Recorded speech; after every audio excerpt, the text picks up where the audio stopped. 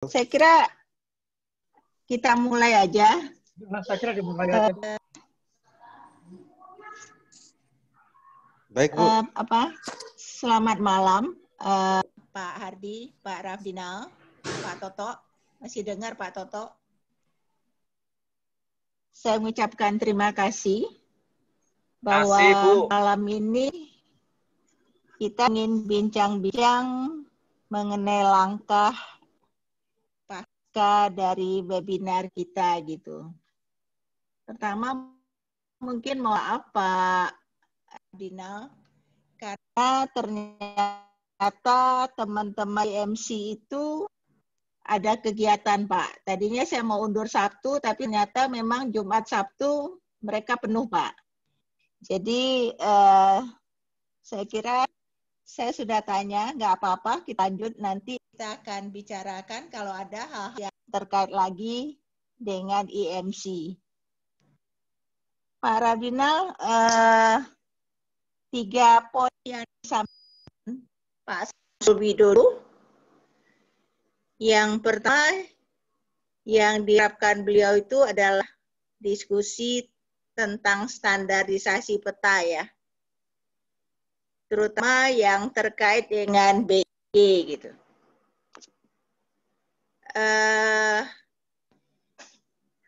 Kemarin saya juga sudah kasih Pak Radinal Perkabik yang nomor 3 tahun 2016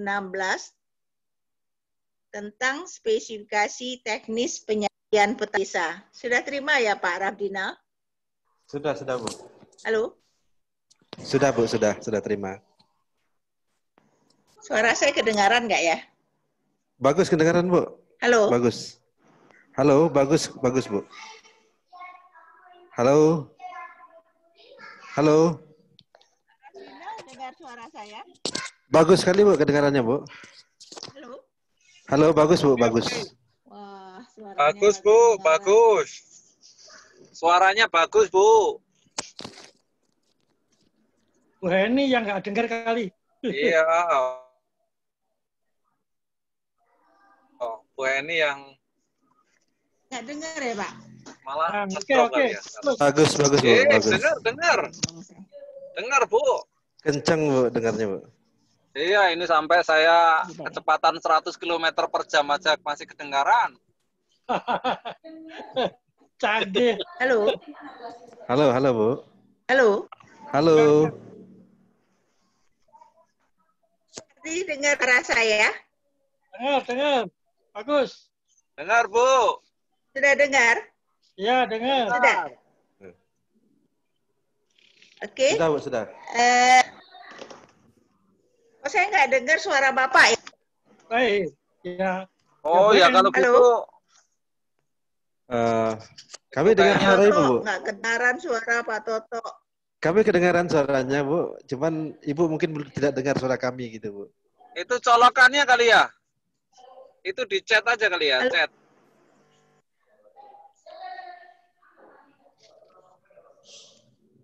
Mana, Pak? Headphone-nya itu, headphone-nya nyambung.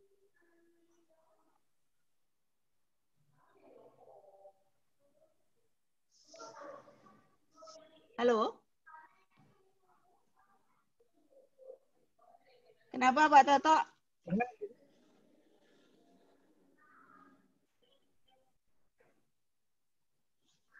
Halo? Yo, dengar semua. Suara Ibu bagus, Bu, kedengaran, Bu. Saya boleh lanjut, Pak? Lanjut, Bu, lanjut.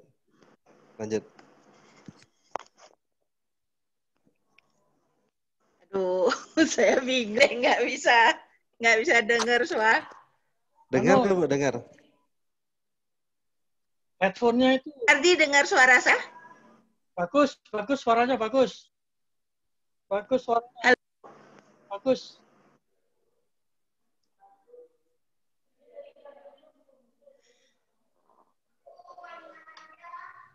Saya bisa dengar suara, Coba lepas headsetnya, lepas headsetnya. Pak Radinal, kalau memang dengar suara saya. Oke. Bagus, bagus, Bu. Bagus. Bagus. Bagus, bagus. Bagus, Bu. Kedengaran suara Ibu, Bu. Halo, Bu. Bagus kok kedengaran suara Ibu, Bu. Oke, Lepas jelas Pak. Jelas sekali, Bu. Jelas. Masalahnya headphone-nya berarti. headphone-nya dilepas saja, Bu. Pak, jadi Headset-nya balik dilepas. pada Perkabik yang nomor 2016, ternyata ada spesifikasi teknis penyajian desa, Pak.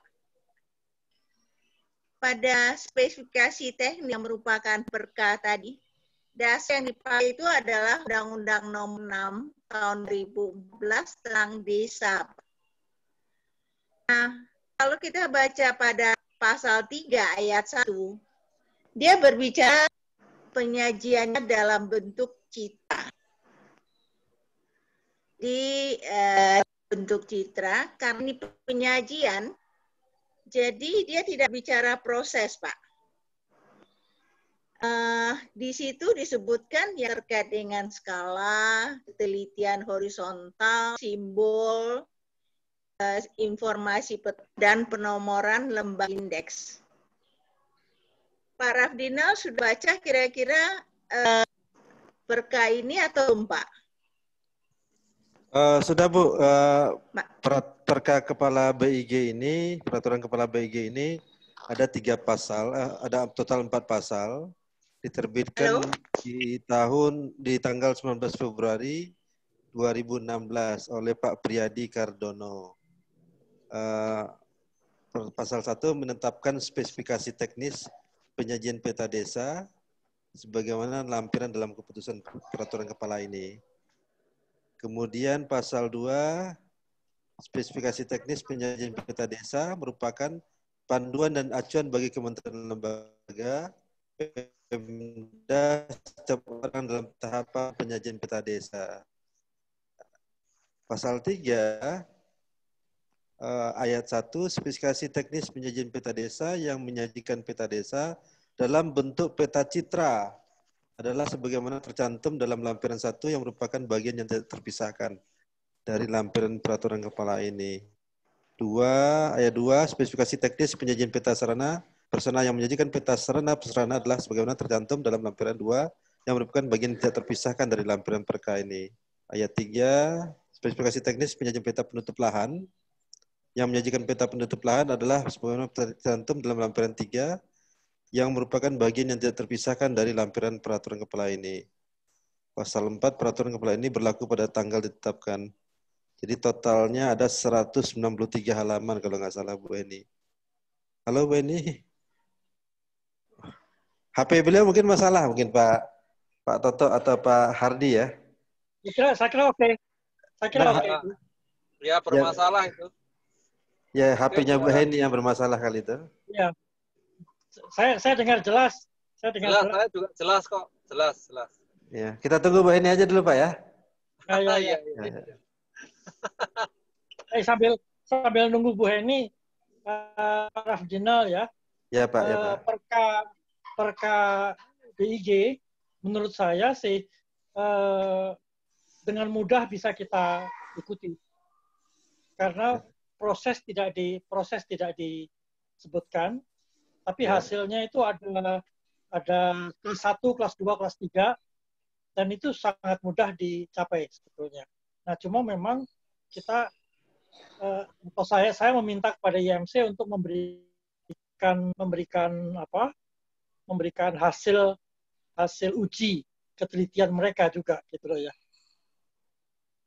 Kalau dari segi proses segala macam nggak ada masalah kita, tapi saya tekankan pada peta citra, Pak.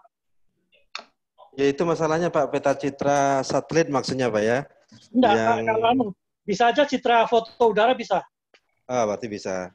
Ya, berarti bisa kita ikuti, Pak ya. Baik, Pak. Ya, betul sekali, bisa. Ya. Nah, kalau peta citra satelit bisa, foto udara jelas lebih baik, lebih bagus. Iya, baik, Bu. Dan ketelitian yang dicapai secara teoritis bisa memenuhi, Pak. Nah, cuma memang kan kita harus membawa bukti, Bu. Untuk sebelum kita pakai nantinya, kita harus punya dasar kenapa kita menggunakan metode ini untuk pemetaan desa. Itu aja kalau saya, Pak.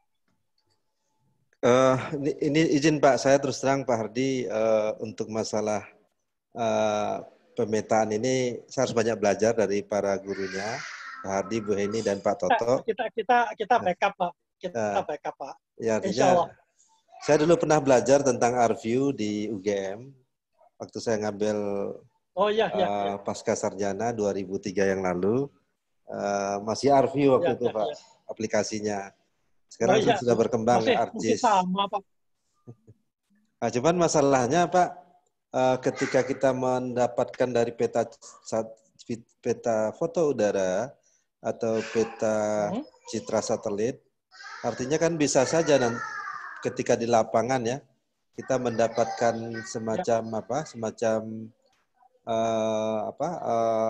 kita di lapangan memetakan, mengambil titik koordinat dari titik ikat ya, dari masing-masing itu. Saya rasa itu bisa disatukan, dioverlaykan dengan peta foto udara atau peta citra satelit gitu Pak, sehingga bisa dikunci di sana, sehingga itu menjadi dasar gitu Pak. Nah. Bu Heni, bagaimana Bu Heni? Ya Pak Rafinal, jadi saya ganti laptop ini.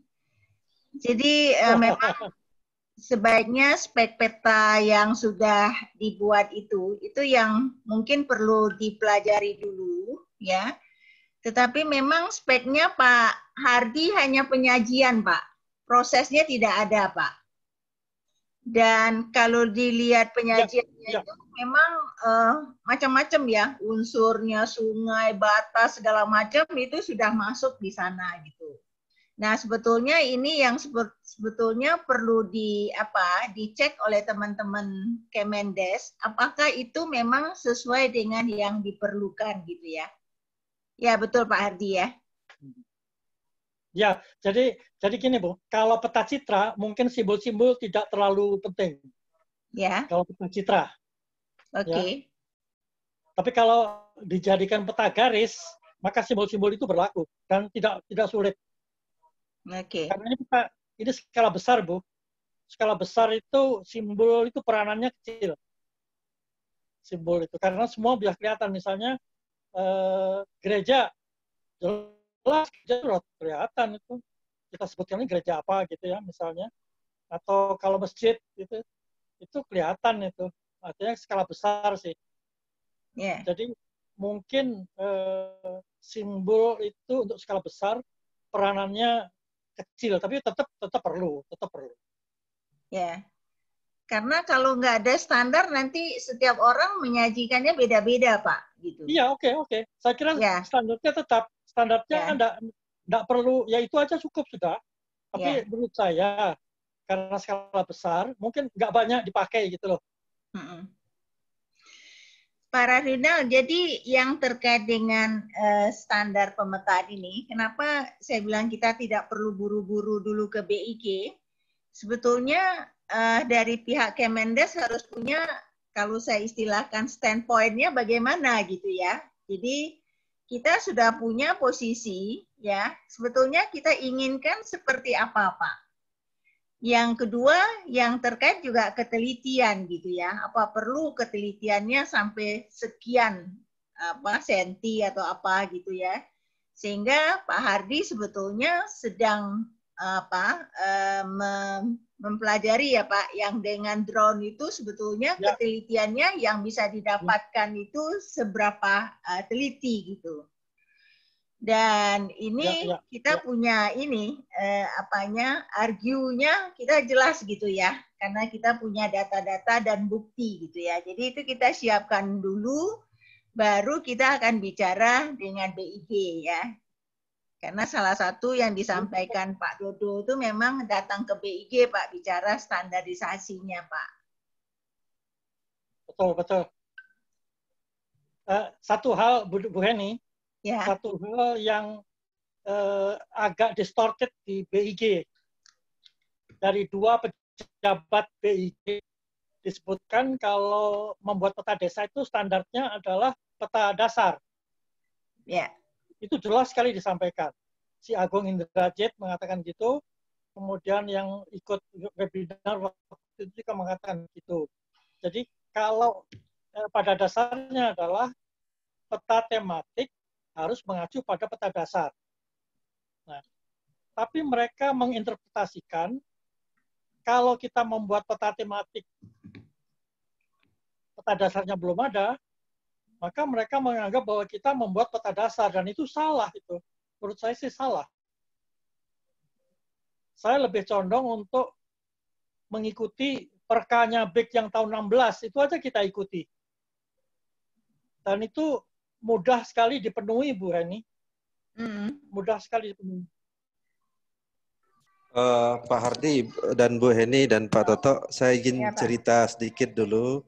Ketika 2012 yang lalu, waktu itu saya masih eselon 3, Kepala Bagian Analisis di Biro Perencanaan, Kementerian PDT waktu itu. Jadi pada waktu itu kami memang tidak ada anggaran untuk buat data spasial kementerian, tapi sesmen waktu itu Pak Dr. Nurdin meminta kepada saya untuk mana tematik Kementerian PDT, sehingga pada waktu itu saya dengan saya terus terang berargumen juga dengan Pak Samsul Widodo waktu beliau masih di Bappenas, beliau sampaikan nggak akan mungkin Pak Rahdinal sama-sama tiga waktu itu, Pak Hardi dan Bu Heni, Pak Toto, tapi beliau menyampaikan itu mahal kata beliau, dan saya buktikan bahwa tanpa ada anggaran di RKKL, peta spasial Kementerian PDT waktu itu di-launching oleh Menteri PDT Pak Helmi Faisal dan Pak Asep Karsidi waktu itu Pak, 12 Juni 2012 Kak. Jadi kami waktu itu menyampaikan data-data statistik, kemudian kami datangi Pak Agung Indrajit, kemudian Pak Arief, jadi masing-masing waktu itu beliau masih kepala bidang, terus ada kapusnya, kapusnya itu saya lupa di ujung lidah namanya, beliau tamatan ITB, sempat beliau jadi deputi juga kalau nggak salah beliaunya setelah Pak Deputi. Pak Dodi, bukan? Bukan. Kalau deputi yang lainnya waktu itu Pak apa? Yung, Pak Yung. Bukan yang orang Sunda Pak, orang Sunda beliau. Ya, Dodi Sukmayadi. Itu beliau itu di bawahnya itu. Pak Yung. Pak Yung, lupa saya kurang belum waktu itu kalau tepat namanya saya masih ingat gitu. Pak Yusuf. Pak Yusuf waktu itu deputinya kapusnya itu ya, yang ya, Pak Yusuf. Ya, Pak Yusuf deputinya dulu gitu, Pak. Oh, kapusnya Pak Suprajaka? Bukan, ada satu lagi. Adi? Bukan Pak Adi. Lupa. Di ujung lidah nama beliau. Seperti ini, Bu. Ketika saya datang ke BIG menyampaikan data-data statistik, teman-teman itu yang menyiapkan peta dasarnya, kemudian hardware dan softwarenya mereka yang bantu, sehingga dengan database dengan kalau nggak salah, stafnya BIG itu langsung memunculkan peta spasial Kementerian PDT waktu itu, Pak. Jadi dengan 27 indikator waktu itu, dan alhamdulillah itu yang di-launching oleh Pak Asep Karsidi dan Menteri Desa, Menteri PDT waktu itu.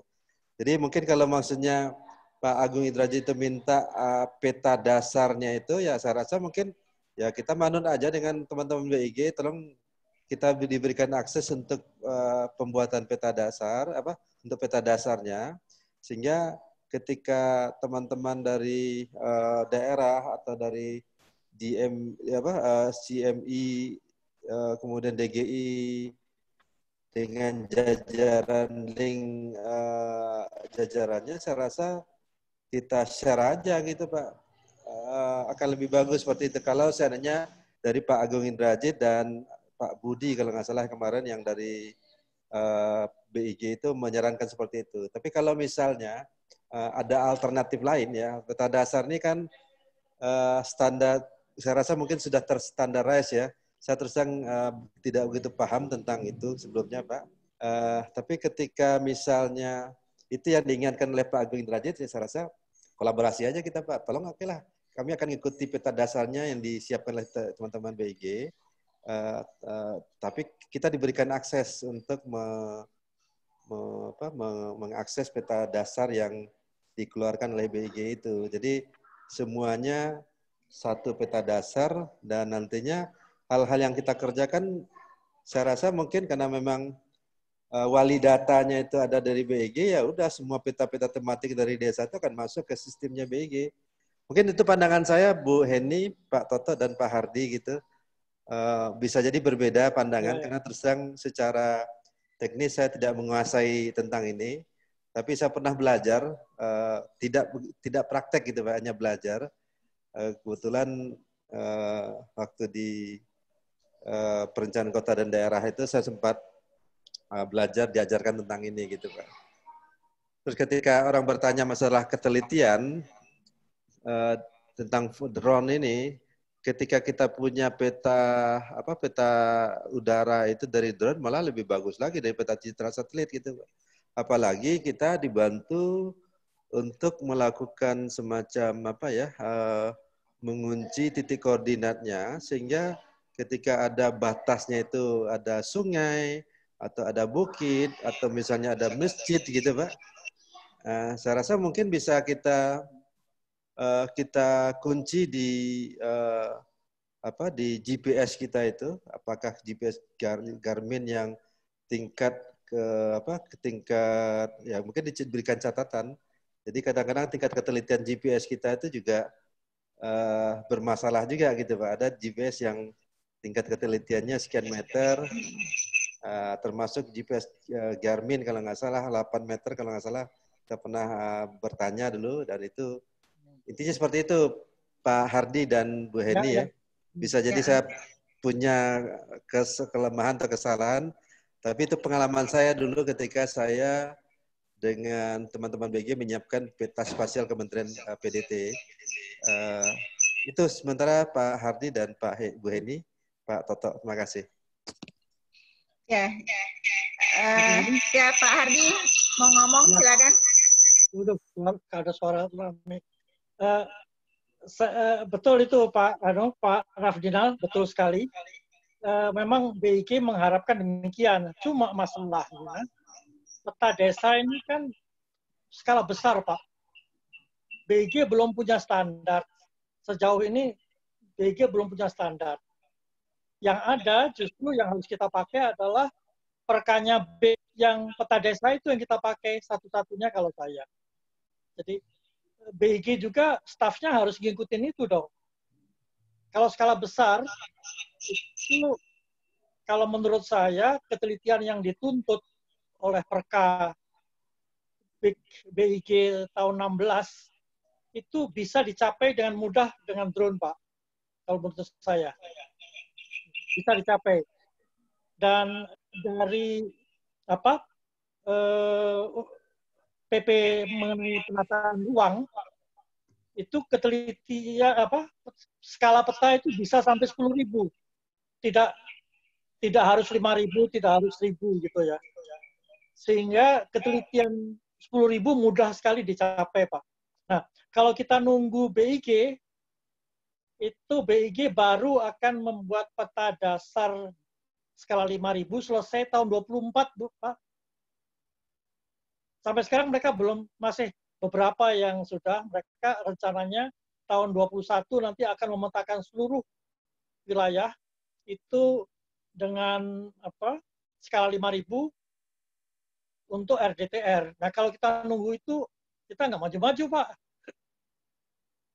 Nah, saya memang sempat diskusi dengan Agung. Agung kan di Delft sekarang di Belanda. Ya. Saya diskusi keras sama dia. Dia tetap menghendaki bahwa ketelitian dari peta desa itu harus sesuai dengan standarnya BIG. Nah, kalau saya bilang bahwa itu terlalu mahal, gitu ya. Yang dibutuhkan desa tidak semahal itu, gitu loh ya. Apalagi kalau kita bebankan pada desa misalnya, gitu ya. Nah, menurut saya sih apa yang dilakukan oleh IMC itu sudah saya pelajari technically, menurut saya sudah oke, technically. Nah, mengenai ketelitian sedang saya minta pada mereka agar supaya mereka menyajikan ketelitiannya berapa. Dan satu hal yang saya lihat IMC itu standarnya sudah bagus. Setiap peta itu dilampiri, dilengkapi dengan metadata. Dan metadata berarti peta ini dibuat tahun sekian, oleh siapa, metodenya apa, ketelitiannya berapa, itu semua ada di dalam metadata. Sehingga siapapun juga yang memakai, itu tahu sejarah dari peta itu. Dan itu bagus, itu standar yang modern, itu standar bagus sekali. Dan menurut saya sih, nggak ada alasan untuk tidak menggunakan peta desa dengan drone yang sederhana ya. Karena Agung mensyaratkan drone-nya itu harus dilengkapi dengan GPS. Waduh, itu mahal itu. Nggak mungkin kita bisa melakukan itu menyebar ke seluruh Indonesia sekaligus, serentak. Drone-nya aja kalau dengan GPS itu mahal, itu seratusan juta itu. Sedangkan yang dipakai anak-anak sekarang ini sekitar 20-30 juta. Software-nya sama, prosesnya sama, semua sama, cuma memang yang disyaratkan oleh Agung Indrajit itu harus pasang di pesawat GPS-nya. Mahal itu, Pak. Dan itu kalau kita menghendaki ratusan desa mau dipetakan, wah terlalu mahal, Pak. Yang dibutuhkan desa itu nggak segitu. Nah, saya menyarankan sebetulnya ya kita pakai saja dulu Perkabik yang tahun 16 sebagai acuan dasar. Dan BIG juga harus tunduk pada perkanya itu dong.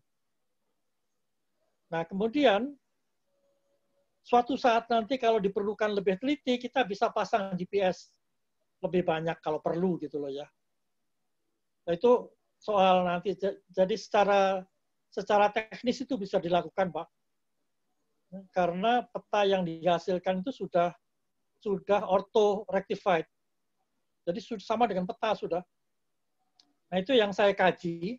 Ya, Perka itu saya pelajari dengan baik sekali. Perkanya 16, Perka 16 itu tahun 2016.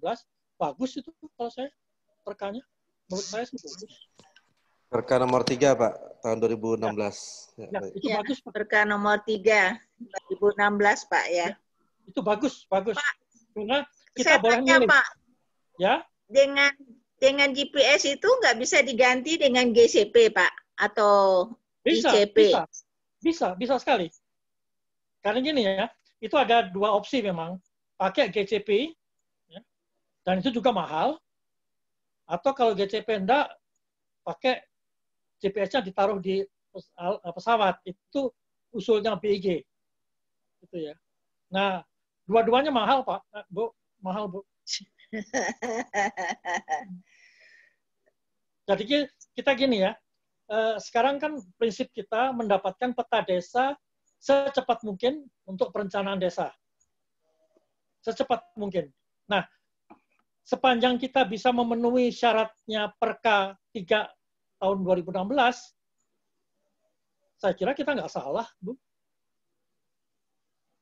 Ya, jangan-jangan temennya Big nggak tahu, Pak, Perka nomor 3 tadi, Pak. Itu yang saya, statement mereka memang. Perkabiknya itu saya nggak tahu, Pak, bagaimana lahirnya Perkabik yang nomor 3 tadi, karena di situ tidak disinggung peta dasar, Pak. Nggak ada peta dasar. Nggak ada peta dasar. Dia berbicara hanya disajikan dalam bentuk peta citra, gitu. Iya, peta citra dan ada peta lainnya, gitu ya. Yang simbol-simbol itu peta garis. Ya, simbol-simbol peta garis ya. Nah, oke. Tapi yang bagus ya Bu Heni, itu ada kelas, Bu. Ada kelas-kelasnya. Bagus itu. Ya, KW1, KW2, KW3, ya. Pak. Bagus sekali. Itu untuk skala 2.500, skala 5.000, skala 10.000 itu ada, Bu.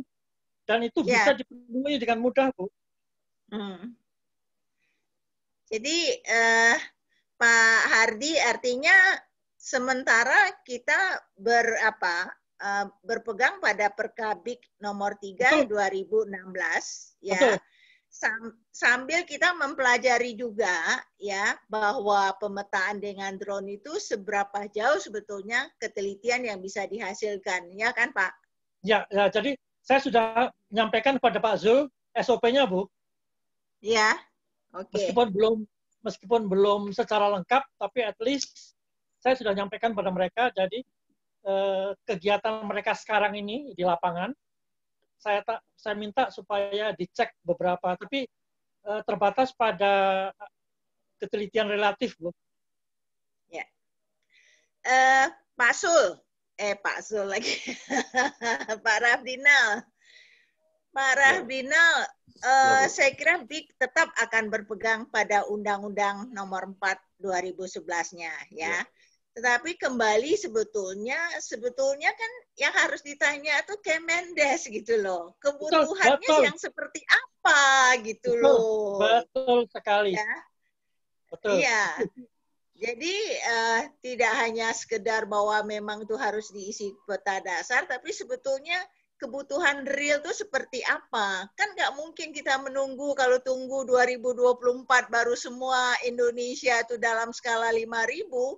Apa Bapak bisa tunggu sampai 2024 gitu ya? Padahal pembangunan itu kan harus tetap berjalan gitu. Betul, ya. betul. Jadi Pak Rafdinal nanti itu kita akan diskusikan lebih lanjut ya ininya.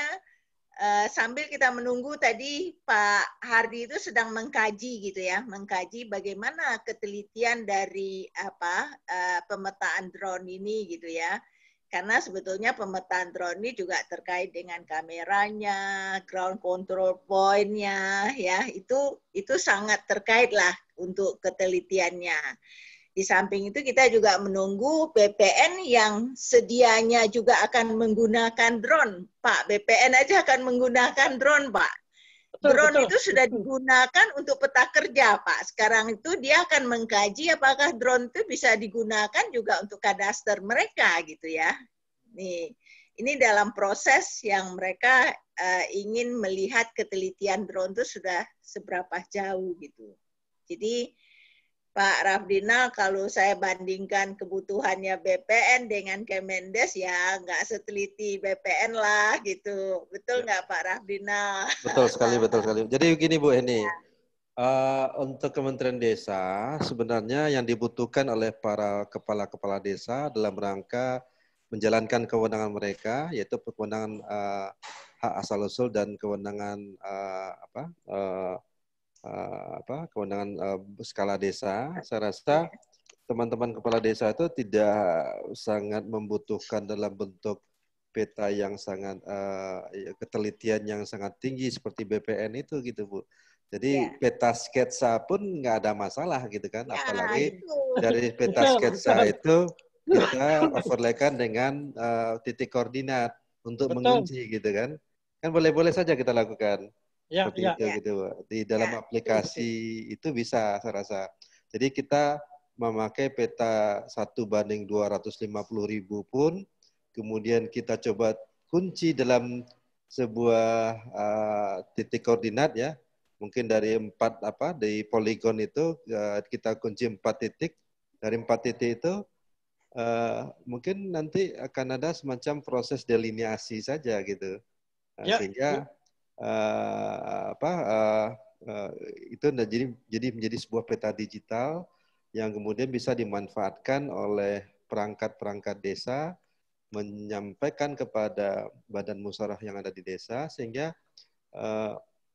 teman-teman di DJI, kemudian DJI, kemudian Dewan Geospasial Indonesia dengan IMC ya, bisa memperbanyak peta-peta tematik-tematik, sehingga nantinya salah satu hasil pemetaan yang ada di desa itu seperti yang disampaikan oleh narasumber yang kemarin dari Universitas Papua dengan Pak Renal itu ya, Pak Zul dan Pak Renal itu, tapi juga misalnya melakukan delineasi misalnya lahan atau kawasan S1 untuk sebuah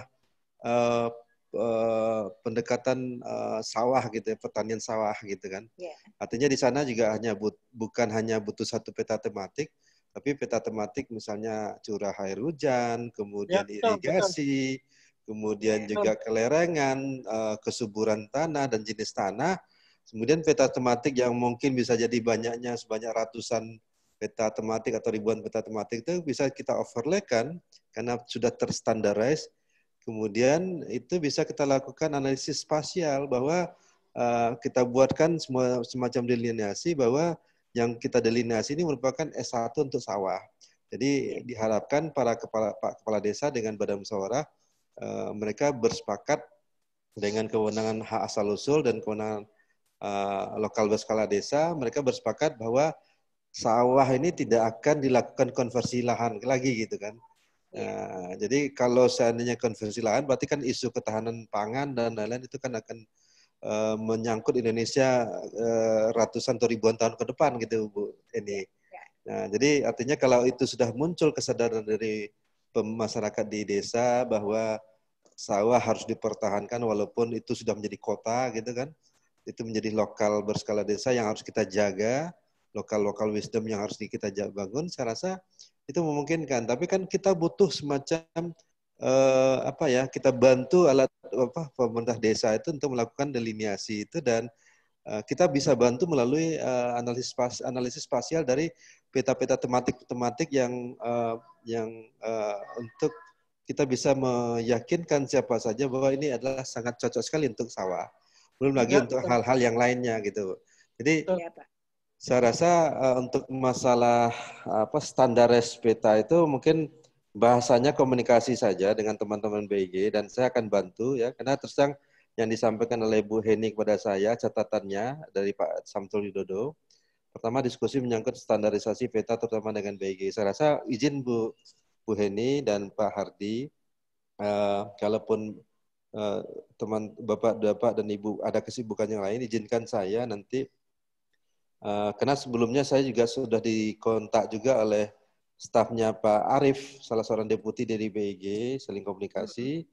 Dan mungkin klonono dulu dengan mereka, kira-kira maksud untuk masalah standaris peta dengan peta dasar dari BIG itu seperti apa, sehingga ini kita tidak harus menunggu 1:5.000 atau 1:250.000 pun nggak ada masalah, kita tetap lanjut gitu Bu. Itu menurut saya gitu Bu. Kemudian untuk bagaimana yang kedua, kita praktekkan supaya semakin banyak yang yakin. Artinya apa? Kita punya orang-orang yang sangat tulus hatinya ya, yang dibentuk oleh DGI sama Indonesia Mapping Community ini. Saya rasa yang para yang sudah dilatih itu yang tersebar di seluruh Indonesia di 34 provinsi ya, saya rasa menjadi menjadi semacam orang-orang yang bisa membantu kita dan kedepannya ini yang menjadi praktek baik ini semakin kita induksikan dengan Pemda-Pemda terkait. Apalagi nantinya poin yang ketiga, pelatihan ke Pemda secara online, terutama Pemda yang sudah punya drone. Saya rasa intinya disinilah tugas kami dari Kementerian Desa untuk bisa mengkoordinasikan gitu Bapak dan Ibu. Karena terus terang ketika DGI masuk, EMC masuk dengan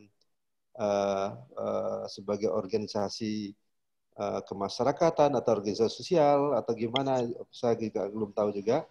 Tapi ketika dari pemerintah melalui Kementerian Desa yang sudah tune in dengan DJI dengan EMC ini, saya rasa kami dari Kementerian Desa, khususnya Pak Dirjen PDT, Pak Samsul Widodo dan jajaran termasuk saya, siap untuk membantu bagaimana kita mensosialisasikan, mengkoordinasikan dengan pemda-pemda terkait yang punya desa khususnya. Jadi ada kabupaten kota yang punya desa, di sana kita akan bantu gitu Bapak dan Ibu. Jadi intinya saya rasa kita tidak harus menunggu 1:5.000 untuk skala desa untuk peta dasar. Saya rasa saya setuju Bapak dan Ibu ya. Kita ikuti Perka nomor 3 2016. Sambil jalan itu poin 1 yang saya sampaikan tadi atas komunikasi Ibu Heni dengan Pak Samsul Widodo tentang standarisasi peta terutama dengan BG. Izinkan saya untuk dengan stafnya Pak Arief, Deputi dengan Bengkulu, saya akan komunikasi juga dengan Pak Arief. Karena pada waktu saya membantu untuk penyiapan launching data spasial Kementerian PDT dengan PIG pada waktu 2012 itu, Pak Arief dan Pak Agung Indrajit salah seorang, dua orang kepala bidang yang membantu Pak Kapusnya. Saya lupa nih, aduh, saya lupa nama, di ujung lidah nama beliau ini. Tapi beliau dulu Kapusnya Pak siapa Pak yang Bapak sampaikan tadi? Pak Dodi Sukmayadi, Pak. Pak Dodi Sukmayadi, betul, Pak Dodi Sukmayadi. Iya, Pak Dodi Kapus. Sukmayadi sudah pensiun, Pak Deputi dia kan. Ya, Deputi. Sebelumnya beliau Kapus gitu, Pak. Jadi ya, kepala Kapus, bidang ya, kabitnya itu Pak Arief yang sekarang Deputi, kemudian ya. Pak Agung Indrajit. Jadi dua orang kepala bidang di Pak Dodi Sukmayadi itu. Dulu Ya. Deputinya Pak Yusuf. Jadi Pak Deputinya Tidak, Pak Pak. Yusuf. Tidak, Pak. Bukan Pak Yusuf dulu Deputi pemetaan itu. Sebelum Pak Dodi itu. Pak Edwin. Ya, bukan Edwin nggak sampai Deputi, Pak. Ya, dulu lupa ya, sebelum Dodi sampai itu. Deputi, Bu. Pak Yusuf. Enggak, Edwin nggak sampai, Pak. Kapus saja. Bu ini saya dulu ya, Pak. dengan Pak Punto Dewo kalau nggak salah. Ya, Toto Punto Dewo, ya, Toto. Betul, Toto Punto. Pak Punto Dewo, kemudian waktu itu saya datang dengan staf ahli Menteri PDT waktu itu Pak Bambang waktu itu. Saya datang ke Pak Toto Punto Dewo. Kemudian Pak Punto Dewo sebagai deputi, saya lupa nama jabatan beliau. Deputi yang digantikan Pak Arief. Nah, kemudian kami diantarkan ke deputiannya tempatnya Pak Yusuf yang kebetulan waktu itu beliau sedang lemhanas gitu. Jadi saya ketemu dengan Pak Kapusnya. Ya, Pak Kapusnya itu Pak Dodi Sukmayadi dan dua orang kepala bidangnya itu adalah Pak Agung Indrajit dan Pak Arief. Yang Pak Arief ini kalau nggak salah saya, beliau sekarang deputi sekarang di BIG ini, Bu. Itu informasinya. Iya, betul. Ya, makasih. Ya. Jadi intinya Bu, kita setuju. Kita mengikuti Perka nomor 3 2016 tentang tata cara untuk masalah pemetaan itu, peta desa itu. Kemudian saya setuju juga kita banyakkan praktek baik ini, semakin banyak yang yakin. Artinya ya saya rasa mungkin yang menjadi pertanyaan dari Bu Heni kepada saya atas masukan Pak Dodo ini, Pak Dirjen PDT ini, saya rasa ini berkaitan dengan poin yang ketiga, pelatihan ke Pemda secara online, terutama Pemda yang sudah punya drone gitu. Saya rasa ketika sudah ada pelatihan ke Pemda-Pemda, kita coba bagaimana kita berbanyak praktek baik melalui jejaring dari IMC dan DGI yang sudah menyebar ke seluruh kabupaten kota di 34 provinsi. Itu pandangan saya, Bu. Makasih Pak Hadi, Pak Samsul Hadi juga hadir juga di sini, Pak Samsul. Ada Pak Samsul Hadi. Pak Toto dalam perjalanan. Hati-hati Pak Toto. Terima kasih Pak Raffina. Ya. Konsentrasi apanya Pak. Jadi nyetir harus konsentrasi apalagi malam-malam Pak. Pak Rafdino, jadi yang 212 kita udah bahas tadi. Yang ketiga Pak, untuk pelatihan yang ke Pemda ini kan secara online Pak. Kalau kita lihat pelatihan yang dilakukan ke Pemda itu kan mereka terima hanya sertifikat pelatihan Pak. Jadi saya sebetulnya sudah sampaikan kepada teman IMC, bagaimana kalau pelatihan ini bisa kita angkat menjadi sertifikat kompetensi Pak. Jadi tidak sampai aja mereka dapat sertifikat pelatihan, tetapi sampai kepada sertifikat kompetensi. Nah, saya sudah berkomunikasi dengan Badan Nasional Sertifikasi Profesi dan juga saya berkomunikasi dengan Kemenaker, Pak. Jadi kalau ini mau diangkat menjadi sertifikat kompetensi, ini memang harus ada standarnya, Pak. Jadi memang harus diusulkan dia menjadi SKKNI, Standar Kompetensi Kerja Nasional Indonesia, ataupun dia menjadi standar kompetensi khusus, Pak. Jadi ada proses memang yang harus dilalui.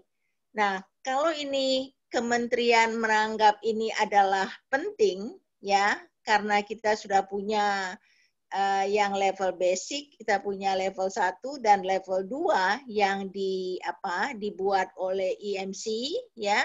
ini bisa kita usulkan nanti menjadi standar kompetensi kerja, apakah nasional ataupun khusus, Pak. Jadi kalau ini kita akan lanjutkan, artinya nggak usah terbatas dari level itu saja, Pak. Bisa saja dikembangkan sesuai dengan kebutuhan di kementerian tadi, gitu. Jadi kalau memang ini disetujui, tentunya dari kementerian yang akan mengusulkan, Pak, ke Kemenaker, Pak, bahwa ingin mengangkat pemetaan dengan drone ini menjadi standar kompetensi kerja nasional Indonesia. Jadi Pak Rafdinal, kalau ini memang disetujui, artinya silahkan dari kementerian yang mengusulkan kepada kepada Kemenaker, karena saya tidak tahu apakah ada jalur khusus, karena ini sebetulnya sudah diterapkan di lapangan dan dicari. Jadi Bapak bisa bayangkan kalau 3.000 orang itu sudah dilatih. Dan kemarin waktu saya tawarkan pelatihan itu yang sebetulnya kuota 500, ternyata dalam 2 hari sudah dapat kuota 700, Pak. Saya nggak tahu Pak Rafdinal masih termasuk nggak di dalam daftar peserta gitu, tapi tentunya bisa minta kepada Pak Zul ya supaya masuk di dalam peserta gitu. Jadi ini sebetulnya satu added value, Pak. Kalau memang ini mau ini kan adalah added value untuk Kemendes sendiri gitu. Dan ini sudah diperbolehkan oleh teman IMC, Pak gitu.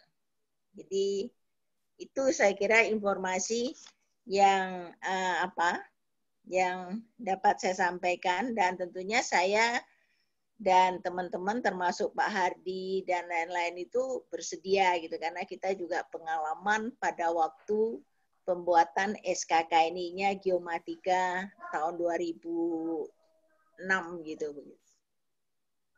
Baik, Bu Heni, saya terus terang ketika saya sudah dapat penugasan dari Pak Samsul Widodo melalui Bu Heni dan saya konfirmasi ke beliau, arahan beliau tetap mengikuti dan kawal ini. Saya juga langsung komunikasi dengan teman-teman dengan Ditjen PPMD, termasuk dengan pusat data Kapus Datin kami gitu.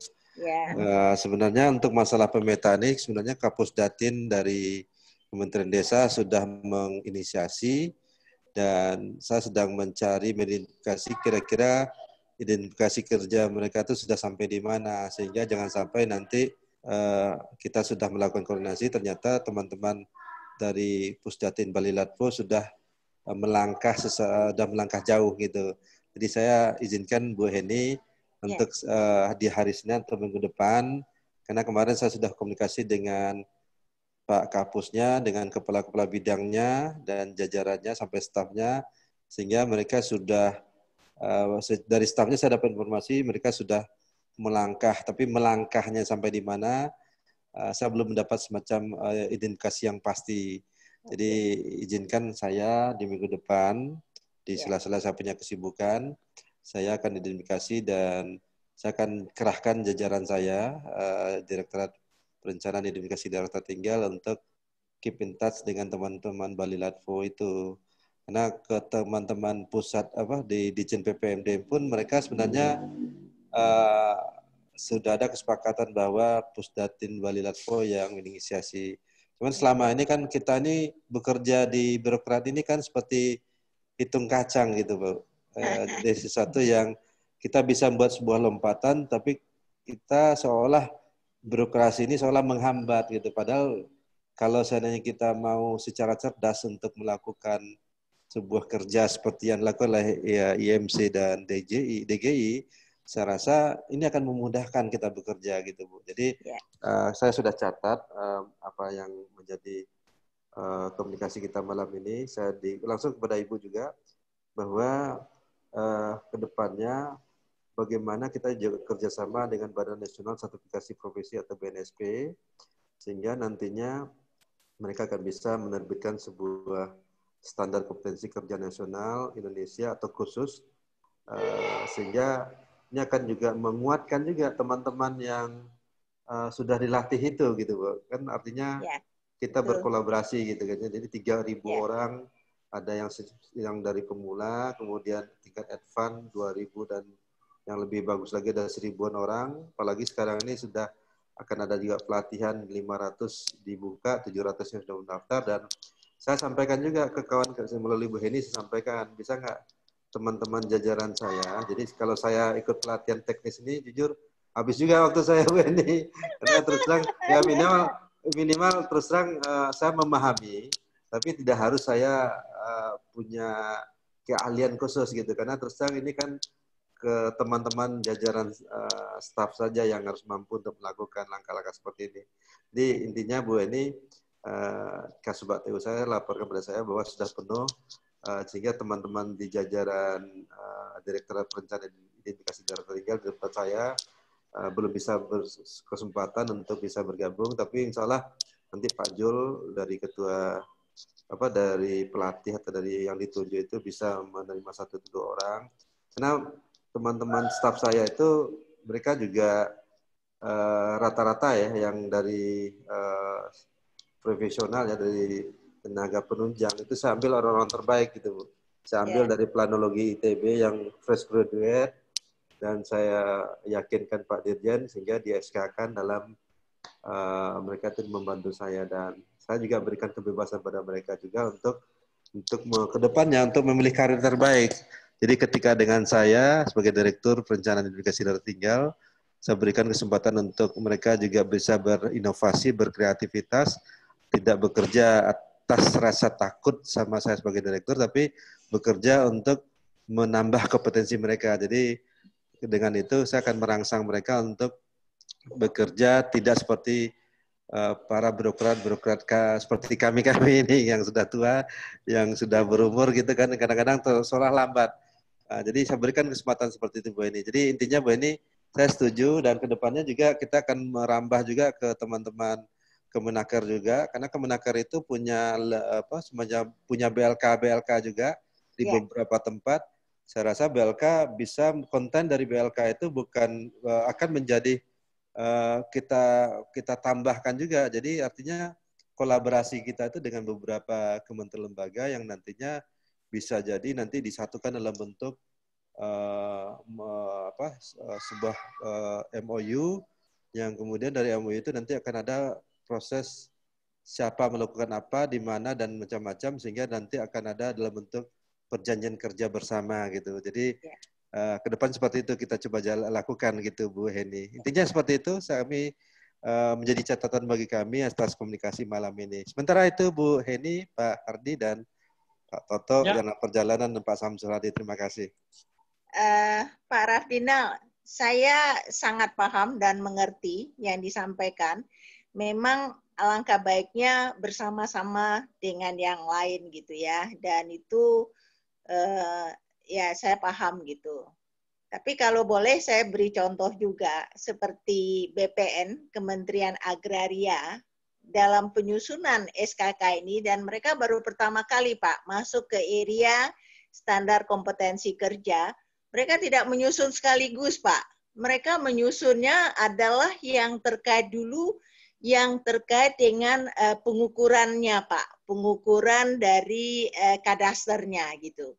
Dan saya selalu mengangkat contoh itu karena contoh itu mereka berkolaborasi Pak. Kalau kita bicara agraria, mereka ada aspek hukum, ada aspek administratif, dan ada aspek teknis Pak. Tetapi aspek teknis mereka tidak menyusun sendiri Pak. Mereka mengambil aspek teknisnya yang ada di mana? Yang ada di BIG, Pak.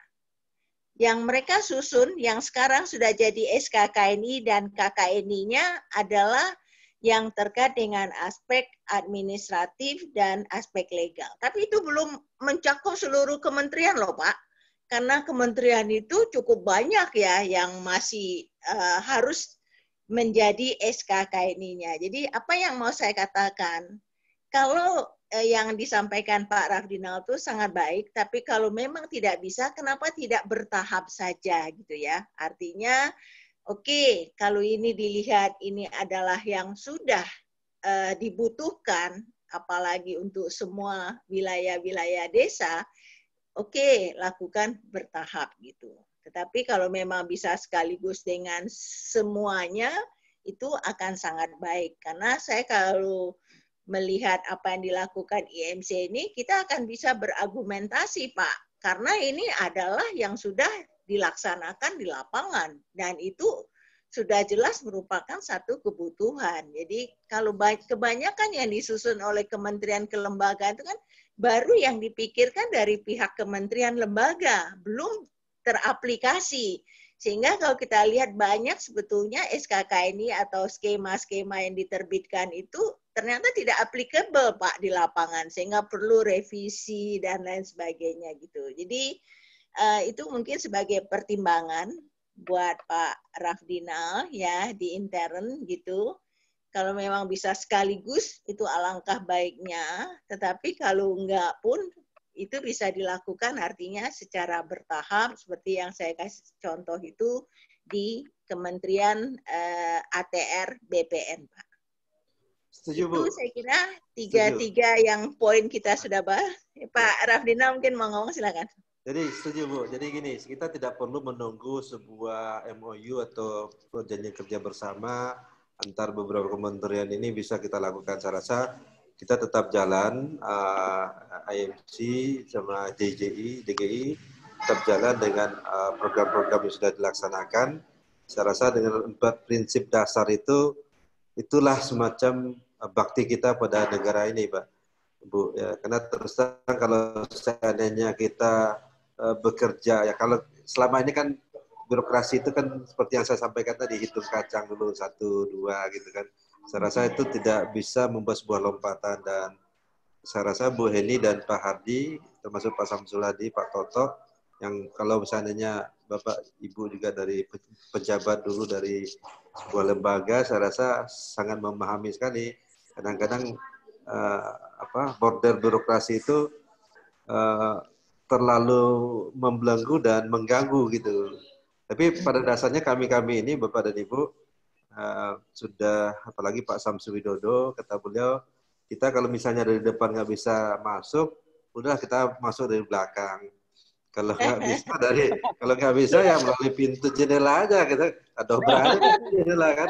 Itu demi kebaikan gitu kan, bukan ada maksud tertentu. Karena terus terang banyak hal-hal yang baik tidak bisa kita laksanakan karena terbentur dengan aturan-aturan yang kita bikin sendiri gitu, dan betul. Itulah birokrasi gitu kan. Jadi menurut saya, Bu, Pak, kita tetap jalan dengan program yang sudah kita konsolidasikan, tidak harus menunggu dulu MOU sama dengan perjanjian kerjasama, tetap kita jalan. Tapi akan lebih baik ini sejalan gitu. Yang ini tetap jalan, yang MOU nanti kita rintis juga. Jadi intinya saya juga kadang-kadang juga bertarung juga dengan teman-teman sama-sama eselon 2 gitu kan, sama-sama Pak Dodo dengan eselon 1 yang lain gitu kan. Nah terus terang masing-masing punya latar belakang yang berbeda. Kadang-kadang tingkat pemahaman terhadap sesuatu itu kadang-kadang juga susah juga. Alhamdulillah kemarin kita di internal dari Kementerian Desa, mulai dari pejabat tinggi Madya, pejabat tinggi Pratamanya sudah hadir, walaupun tidak seluruhnya hadir. Karena alhamdulillah ada dukungan dari Pak Dirjen Transmigrasi, kemudian dari Pak Suprapedi, staf ahli menteri. Pada dasarnya setuju gitu Bapak dan Ibu. Jadi intinya tetap jalan, dan saya tetap akan terkonfirmasi kepada beliau-beliau itu sehingga kegiatan kita ini tidak menjadi sesuatu yang baru bagi mereka. Artinya toh juga di internal Kementerian Desa pernah juga diinformasikan praktek baik ya tentang pemetaan ini juga gitu. Jadi intinya apa yang kita tetap ketika kita keep in touch, kita tetap saling mengupdate ya. Saya rasa mungkin kalau boleh berkenan Bu Eni, ada Pak Samsul Widodo, Pak Hardi, Pak Samsul Hadi, Pak Toto, kemudian Pak Renol gitu atau yang lain-lain ya dari DMI, kita buat sebuah grup ya, kalaupun sudah ada ya mungkin diundang sehingga otomatis ada update informasi sehingga nanti itu yang kami keep in touch dengan jajaran internal Kementerian Desa. Belum lagi tugas kami mengkoordinasikan Ibu. Jadi Kementerian Desa ini bukan kementerian sektoral seperti Kementerian Pertanian, Kementerian KKP atau kementerian kementerian teknis yang lainnya, tapi adalah kementerian pendekatan kewilayahan yang juga harus punya 3 kebijakan pelaksanaan tugasnya. Pertama, regulasi, bagaimana regulasi untuk desa, daerah tertinggal dan transmigrasi betul-betul afirmasi dari kementerian lembaga lain, termasuk dari Pemda ke provinsi, kabupaten kota seluruh Indonesia, termasuk dari desa juga. Kemudian juga yang kedua adalah kebijakan selanjutnya selain dari regulasi ada kami punya anggaran tapi terbatas. Paling-paling kita melakukan semacam piloting kegiatan dan itu sifatnya tidak tiba-tiba mengobati keseluruhan penyakit yang ada di desa dan daerah tertinggal dan transmigrasi. Tapi yang menjadi tugas kami yang utama adalah tugas yang fungsi yang koordinasi ini, Bu Eni, Pak Hardi ya. Bagaimana kita meyakinkan kementerian lembaga lain ketika Anda masuk ke wilayah desa, ketika Anda masuk ke daerah tertinggal, ketika masuk ke transmigrasi, tolong dong kita sudah siapkan bilik-biliknya di dasar sektoral, kita sudah yakinkan dengan bupati wali kota yang punya desa, sehingga nantinya dengan adanya peta-peta tematik dari data peta-peta spasial ini akan membantu kementerian lembaga sehingga wali data dari BIG salah satunya terus terang saya melihat BIG ini jujur mereka punya kewenangan yang sangat besar untuk menyatukan kementerian lembaga dalam satu wadah sehingga kegiatan-kegiatan BPU, kegiatan Kementerian PUPR, kegiatan dari KKP dan lain-lainnya walaupun diupdate oleh Pusdatin masing-masing kementerian lembaga tapi permasalahannya dari kementerian lembaga lain tidak bisa mengakses atau tidak paham bisa jadi Bu. Tidak paham untuk bagaimana mengambil peta-peta tematik yang diisi oleh kementerian lembaga itu kemudian menjadi sumber data yang betul-betul nantinya bisa meyakinkan semua kementerian lembaga. Oh, artinya ketika sebuah kementerian kesehatan misalnya mau melakukan intervensi ke desa A di kecamatan B di Kabupaten Kupang, Provinsi NTT misalnya. Ternyata dari data-data SDGs yang kita punya, kan data SDGs itu kan sangat universal gitu ya. Tidak ada kemiskinan. Sehingga kita bisa menitikberatkan, tolong dong fokuskan ke tujuan SDGs yang nomor, misalnya tentang kemiskinan gitu kan. Yang nomor 1, karena kemiskinan di sana di atas rata-rata nasional. Dan kita sudah punya data by name by address gitu, Pak. Jadi kita bisa koordinasi juga dengan teman-teman Kementerian Sosial. Mereka punya data DTKS dan kami punya juga data BLT dana desa yang dari dana desa akibat COVID-19 ini ya. Sehingga kita bisa yakinkan bahwa inilah orang-orang daftar nama-nama, tapi kita tidak mungkin declare ke luar gitu. Karena terus terang nama-nama mereka harus kita jaga supaya jangan menjadi semacam apa ya. Tapi untuk perencanaan kan perlu gitu, butuh daftar nama-nama yang tentu kementerian lembaga kan bisa jaga daftar nama-nama ini. Itu satu. Banyak hal lagi tuh Bu. Belum lagi masalah Kementerian PU menyiapkan pembangunan jalan nasional, pembangunan jalan provinsi atas kewenangan mereka. Terutama juga Cipta Karya, Ditjen Cipta Karya Kementerian PUPR. Mereka juga bisa menyiapkan jalan-jalan antar desa gitu dalam sebuah kawasan. Tapi permasalahannya ketika Ditjen Cipta Karya sudah membangun jalan antar desa, harusnya kan di data BIG yang di dalam database-nya BIG itu kan bisa ditarik oleh kementerian lembaga lain gitu kan. Jadi kita bisa overlay-kan, oh ini jalan-jalan yang dibangun oleh Ditjen Cipta Karya, ini jalan-jalan yang dibangun oleh Kementerian Desa melalui dana desa ya, dan lain-lain. Saya rasa itu kita overlay-kan sehingga menjadi sebuah setiap orang yang membaca kan memudahkan gitu karena itu dalam bentuk peta dan jelas ya titik koordinat sampai titik koordinat. Lagi pula kita bisa overlay-kan dengan peta citra, peta satelit, mohon maaf, peta satelit, sehingga ternyata di sebuah kawasan perdesaan di desa di Kecamatan Kupang misalnya, di Kabupaten Kupang, ternyata ada jalan antar desa yang dibangun sepanjang 5 km oleh Kementerian PU. Setelah itu dibangun juga oleh dari dana desa gitu kan. Supaya tidak overlap juga. Artinya sangat memudahkan gitu Bu ini. Jadi saya menangkap esensi bahwa peta spasial ini betul-betul menjadi sebuah kebutuhan bagi seluruh stakeholder bangsa ini. Cuma permasalahannya karena ketidakpahaman para stakeholder birokrasi kita di sini. Saya sedikit paham, bisa langsung nyambung, karena saya pernah belajar beberapa waktu di UGM dulu Bu. Jadi ketika teman-teman, walaupun saya tidak ahli di bidangnya, tidak secara teknis, tapi cara berpikir, cara proses berikutnya, oh ini kan membantu kita dalam rangka proses perencanaan pembangunan. Intinya Bu, ini Bapak-Bapak yang kami banggakan, saya setuju ke depannya atas usulan tadi kita sejalankan saja. Jadi tidak harus menunggu ini selesai dan setelah itu kita berjalan. Saya rasa IMC, DGI tetap harus jalan dengan program-programnya dan sambil jalan pun kita akan coba komunikasi dengan BNSP, Badan Nasional Sertifikasi Profesi, sehingga pelatihan-pelatihan dilaksanakan oleh teman-teman AMC dan IMC sama DG ini betul-betul ada semacam standar yang diterbitkan oleh BNSP.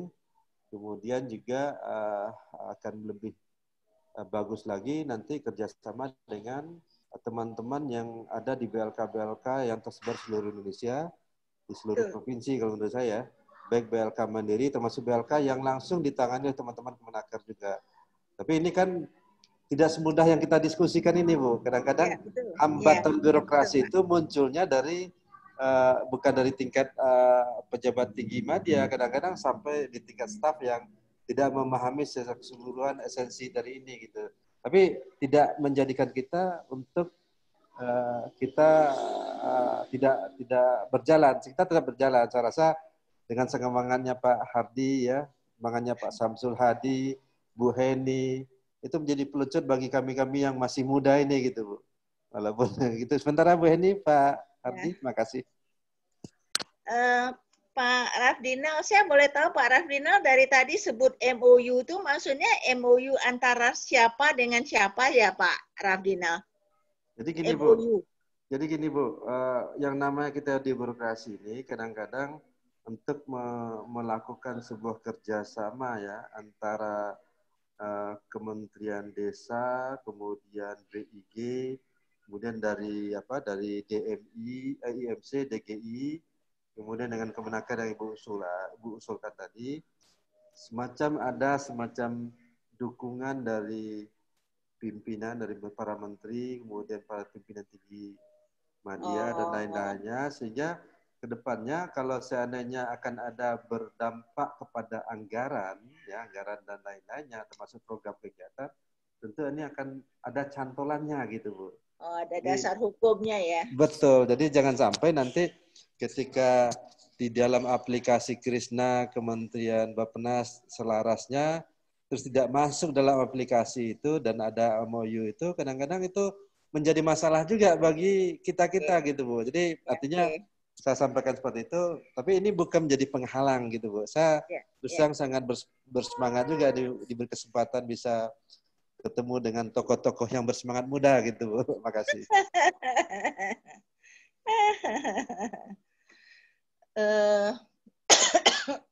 Maaf. Pak Hardi, mungkin ada Pak Samsul Hadi? Ya. Kalau masih ada, saya kira Pak Hardi jangan terlalu malam. Mungkin sedikit aja, Bu Heni. Silakan Pak Hardi. Saya sedang menyiapkan tulisan untuk Pak Rafdinal atau Pak Dodo, ya. Ya Pak. Mengenai perkanya BIG ini, mengenai peta desa. Karena itu yang akan kita pakai sebagai dasar. Dan itu akan coba saya carikan yang berkaitan langsung dengan rencana-rencana Kemendes untuk memetakan desa. Jadi apa dasar-dasarnya? Cuma data mengenai ketelitian saya belum terima dari IMC, tapi IMC janji akhir bulan ini mereka akan menyajikan berapa ketelitian sehingga bisa kita bisa melihat bisa memenuhi syarat enggak perka BIG itu. Jadi kita nggak usah bicara soal peta dasar lagi, sudah kita pakai perka BIG aja lah. Pak Rafdinal? Kenapa kok dipotong gitu maksudnya? Silakan. Bayar administrasinya. Pak Rafdinal? Kok hilang? Iya, Bu, silakan, Bu. Ya, Pak Rafdinal, jadi memang silakan kalau Pak Rafdinal mau lebih awal berkomunikasi dengan BIG, ya. Tapi tadi Pak Ardi sudah katakan, Pak Ardi juga akan membekali, ya, Pak Rafdinal, ya, ke sana, ya. Karena kita sudah bisa menebak, ya, pasti mereka akan bicara tentang soal ketelitian, gitu ya. Jadi kalau mereka sudah berbicara tentang ketelitian, sebetulnya Pak Rafdinal mudah, minta aja mana peta skala 5.000-nya peta dasarnya gitu ya. Nanti saya pakai untuk mengisi tema-tema yang sesuai kebutuhannya desa gitu, ya kan. Karena biasanya kalau dia ketemu dengan sektor-sektor yang lain, katanya deputinya suka sakit perut, Pak, karena ditagih soal peta 5.000 tadi gitu, yang belum tersedia gitu. Jadi mudahlah itu peluru, salah satu pelurunya yang selain dari Pak Hardi tadi, pelurunya itu mintalah, oke lah kalau gitu minta aja peta 5.000-nya gitu. Yang kita butuh sekarang, bukan 2024, Pak. Sekarang yang kita butuhkan gitu. Nah, Pak Rafdinal, dulu waktu bicara dana desa, saya sebetulnya sudah bicara sama teman-teman BIG ini, kenapa nggak gandeng desa ini supaya dapat porsi walaupun kecil, tetapi porsi untuk memetakan desa gitu.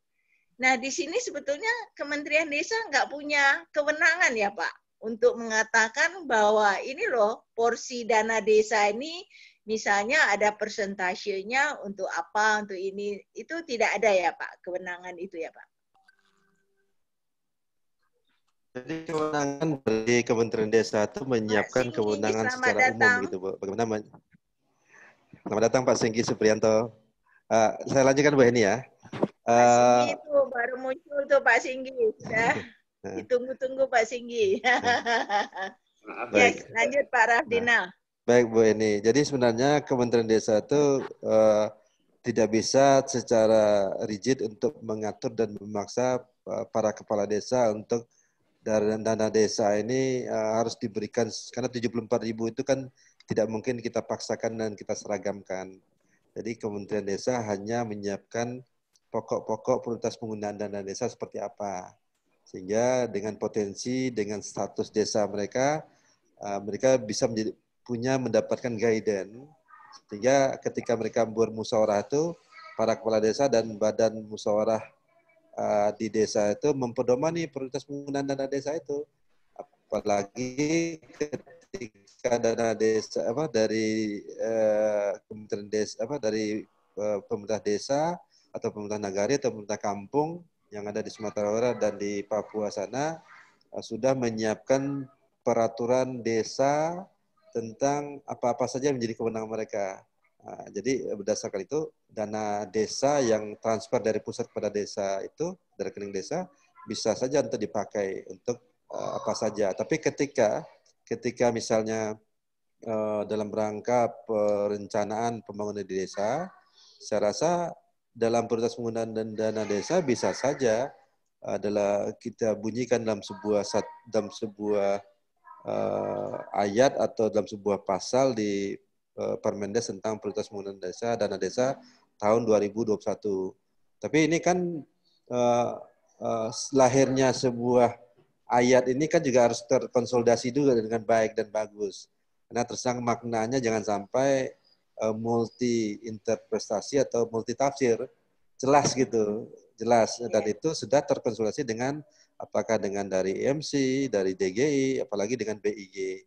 Nah, saya rasa itu yang harus secepatnya. Tapi menurut saya, Bu, menurut saya kalau seandainya yang menyiapkan data, yang menyiapkan uh, Permendes tentang prioritas penggunaan dana desa itu ada di Ditjen PPMD, yaitu di Direktur PMD. Alhamdulillah saya sudah sangat keep in touch dengan Direktur PMD itu, tapi kan dekat belum tentu mereka juga akan paham apa yang kita maksud ini, yang kita diskusi. Saya rasa kalau ini bisa meyakinkan mereka, kemudian dari IMC, kemudian DGI, kemudian dari BG bisa membackup, saya rasa bisa saja muncul dalam prioritas penggunaan dana desa, Permendes tentang prioritas penggunaan dana desa ini untuk bagaimana untuk pemetaan ini gitu. Jadi dari dana desa mulai dari 800 juta sampai sekian miliar alokasi dari anggaran pendapatan belanja negara APBN yang kita transfer melalui Kementerian Keuangan kepada rekening desa,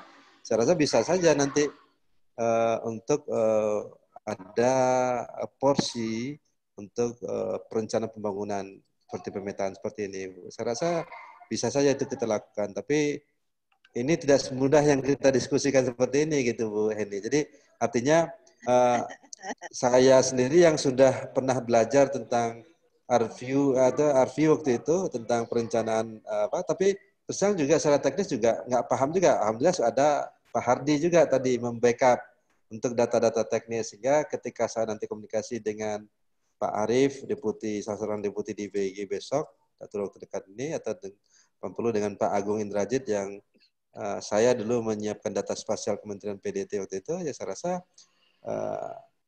ya artinya masalah ketelitian ini kalau menjadi momok bagi kita semua, ya saya rasa dengan bahan yang disampaikan di backup oleh Pak Hardi, kemudian Bapak yang dari MC dan DGI, saya rasa menjadi bahan kami untuk kami yakinkan gitu. Artinya kita tidak menjadi sesuatu bergerak sendiri-sendiri, tapi semua terkonsolidasi. Terkonsolidasi kepada siapa? Dengan Bu Heni, dengan Pak Hardi, Pak Samsul Hadi, termasuk Pak Hikmat juga dari Ketua MC gitu ya kan. Jadi pada dasarnya ini yang harus kita bangun dulu. Jadi pemahaman bersama, frekuensi yang sama. Jadi sehingga siapapun akan memudahkan kita untuk komunikasi selanjutnya gitu. Sementara itu pandangan kami, Bu Heni. Makasih. Terima kasih Pak Rafdinal. Pak Singgih, ini udah kelihatan. Tadi kita sudah bahas Pak. Ada 3 poin tadi. 3 poin itu adalah yang disampaikan oleh Pak Samsul Widodo, Bapak Dirjen, ya. Bahwa setelah webinar itu yang perlu didiskusikan itu menyangkut standar peta. Kemudian yang kedua, kita praktekin supaya semakin banyak orang lain itu yakin, ya. Dan mudah-mudahan akhir bulan ini Bapak akan dikaitkan, Pak, dengan hasil-hasil yang mau disampaikan dalam rangka 75 tahun Indonesia Merdeka. Dan yang ketiga itu pelatihan, Pak. Pelatihan ke Pemda secara online, terutama Pemda-Pemda yang sudah punya drone gitu. Jadi 3 hal ini tadi yang kita bahas, Pak Singgih. Dan kalau perka tadi BIK, saya kira malah ini Pak Singgih yang menyampaikan perka BIK nomor 3 2016 ya. Dan sebetulnya disebutkan peta desa itu dalam bentuk citra ya, dalam bentuk peta citra ya. Jadi tadi Pak Rafdinal menyampaikan karena beliau juga punya teman di BIG ya, Pak Agung juga termasuk Pak Agung sama Pak siapa Pak? Pak Arief ya? Pak Arief yang sekarang deputi di BIG. Jadi beliau akan bicara dengan teman BIG yang terkait dengan standar. Sebetulnya tadi kita sampaikan bahwa sebetulnya kebutuhannya peta desa itu ketelitian yang seperti apa gitu ya. Apakah perlu sampai teliti sesuai dengan ketentuannya peta dasar kita gitu, ya kan? Tadi kata Pak Rafdinal, sketsa saja sudah cukup Bu Heni. Mungkin Mbak Singgi ketawa kalau dibilang sketsa saja sudah cukup. Kalau canda saya kan yang penting rumah saya sama rumah Pak Singgi kan nggak ketuker ya Pak. Oke, jadi itu Pak tadi yang kita sampaikan. Sedangkan pelatihan tadi sebetulnya memang saya sampaikan. Saya sudah coba komunikasi dengan Badan Nasional Sertifikasi Profesi. Memang itu harus jadi standar Pak. Harus punya standar kompetensi kerja. Sehingga jalurnya itu adalah melalui Kemenaker. Jadi kita harus mengusulkan, saya sudah sampaikan Pak Rafdinal, tentunya yang paling tepat, sebetulnya boleh industri juga boleh mengusulkan Pak, tetapi mungkin jalurnya Kemendes kepada Kemenaker untuk mengusulkan standar untuk pemetaan dengan drone untuk kepentingan desa gitu ya. Dan kita punya argumentasi sebetulnya bahwa modul-modul yang dibuat yang basic level 1, level 2 itu sudah 3.000-an lebih ya Pak yang dilatih orang-orang. Artinya kita berbicara tuh tidak lagi teori tetapi sebetulnya sudah kebutuhan di lapangan dan aplikatif gitu. Karena banyak juga sektor-sektor yang membuat standar itu sebetulnya standar yang menurut pandangan mereka, tapi begitu diaplikasikan di lapangan terjadi hal-hal yang tidak sesuai sehingga harus dirubah lagi gitu, harus direvisi gitu. Pak Singgi, sebelum mungkin kita sudah bahas mungkin ada hal lain yang Pak Singgi ingin tambahkan, saya persilahkan Pak Singgi. Pak Singgi ini punya pengalaman banyak Pak, lebih tahu dari saya Pak, ahli drone. Silakan Pak Singgi. Terima kasih.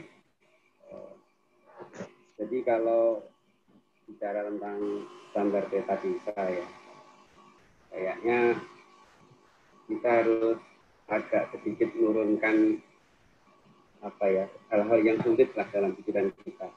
Maksudnya kita sesuaikan dengan masyarakat desa, kemampuan masyarakat desa dalam membaca peta itu seperti apa, dalam mengkomunikasikan peta itu seperti apa. Karena peta itu kan sebetulnya bahasa komunikasi ya. Bahasa komunikasi artinya informasi yang diketahui oleh satu orang ingin disampaikan ke orang lain dalam wujud peta. Sebetulnya saya sudah pengalaman membuat aplikasi dan itu sudah dites oleh petani ya. Kalau petani bisa pakai itu kan mungkin bisa dikatakan tidak terlalu sulit lah. Nah waktu itu memang saya baru menggunakan petanya itu peta Google karena tidak ada peta lain yang bisa saya gunakan itu untuk test case yang membuat peta itu petani. Tapi di tempat lain kami juga melakukan coba juga dengan perguruan tinggi mahasiswa untuk pemetaan dengan menggunakan drone sampai ke digitasi dan seterusnya. Nah sebetulnya kalau teman-teman dari Indonesia Mapping Community ini sudah punya satu komitmen bikin drone itu sudah saya rasa sudah bagus banget lah gitu kan. Dan sejelek-jeleknya hasil karya mahasiswa atau fakultas itu kan sudah lebih saya pikir lebih baik dari Google lah. Google aja bisa dipakai apalagi drone tersebut.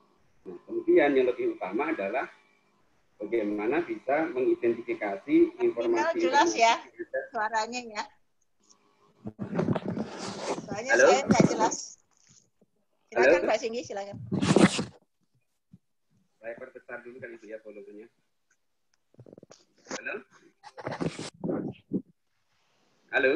Jelas Pak, suara Pak Singgi jelas Pak. Oh ya, baik. Jadi yang lebih penting lagi adalah bagaimana dari foto drone itu dapat diidentifikasi informasi-informasi yang tidak terlihat secara visual. Misalnya pemilik itu kan nggak kelihatan oleh foto. Nah, itu yang bisa ngisi itu justru orang-orang desa ya.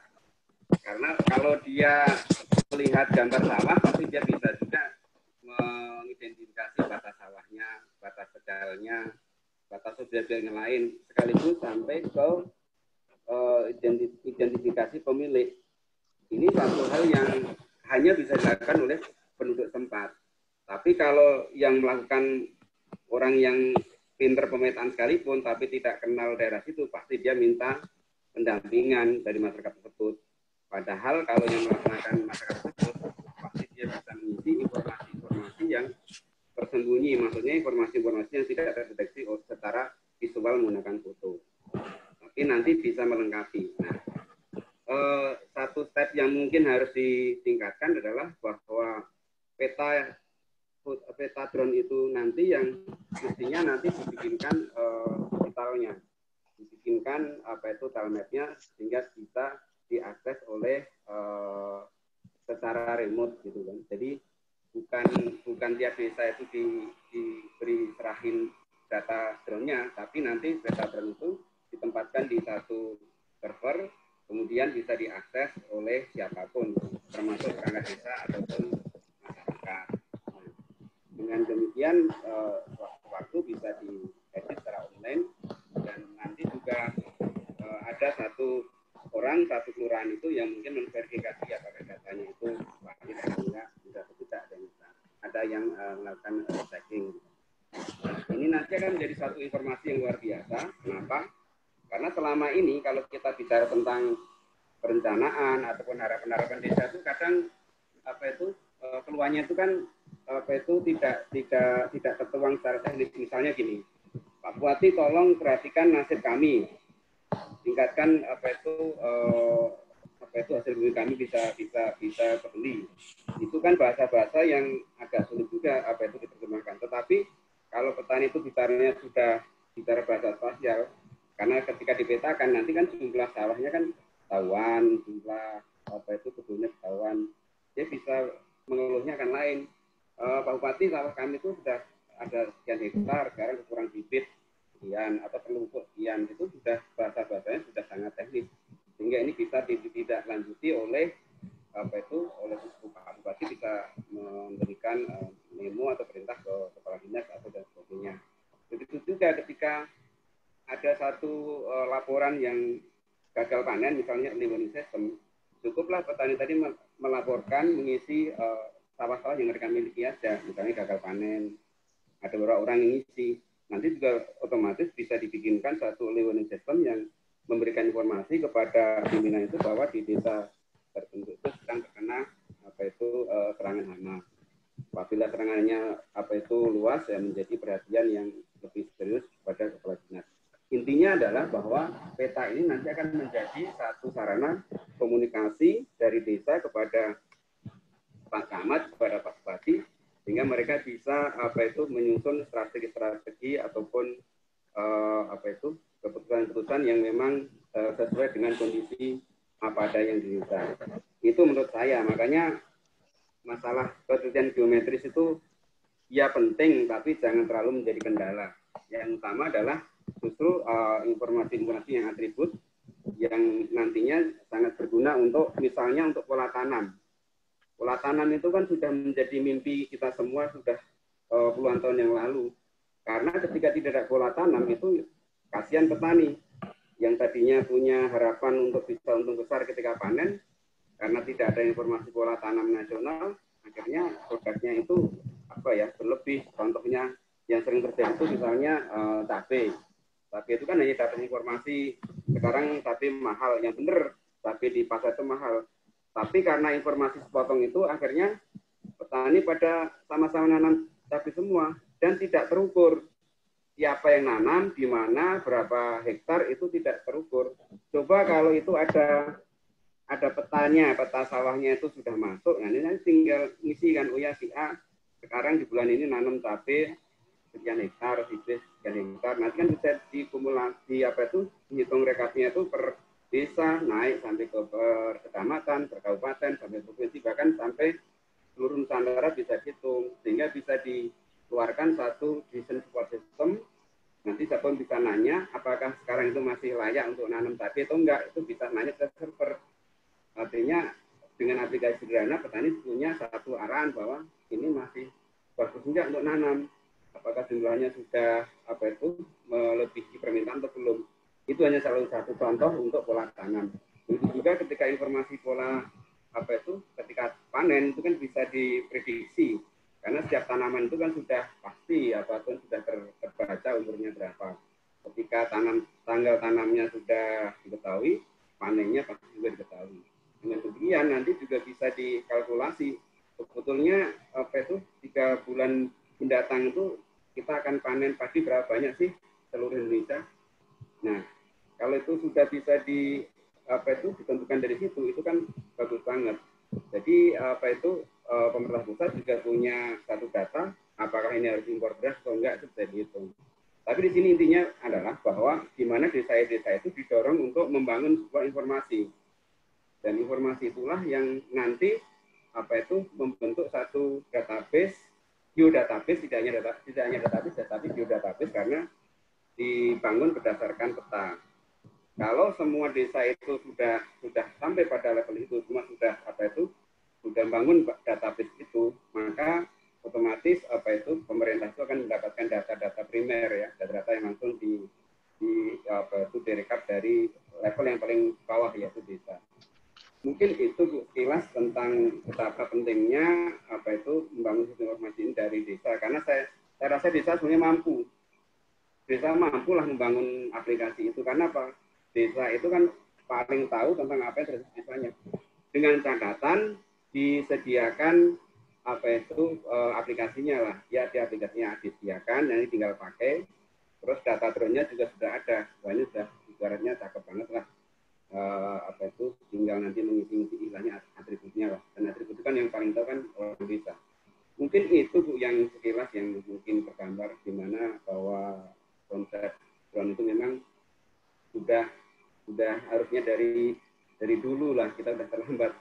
Tapi ya masih belum terlambat juga sih kalau harus juga dilaksanakan. Dalam arti jangan sampai ini hanya karena masalah udah di penelitian yang juga tidak terlalu signifikan terhadap kepentingan orang desa.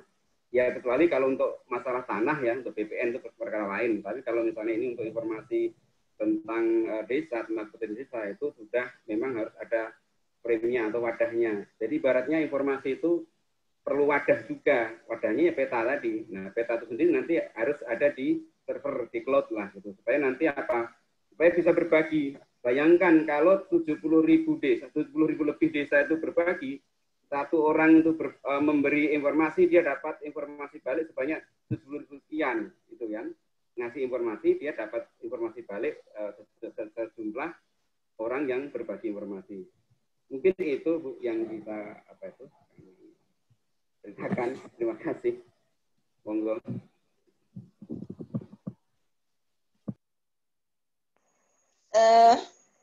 Baik Pak Singgi, saya mohon maaf karena saya terus terang nggak jelas suaranya. Apa Pak Rafdinal masih ada yang mau ditanggapi atau saya kira kita akan adakan sesi berikutnya lagi Pak Rafdinal. Gimana Pak Rafdinal?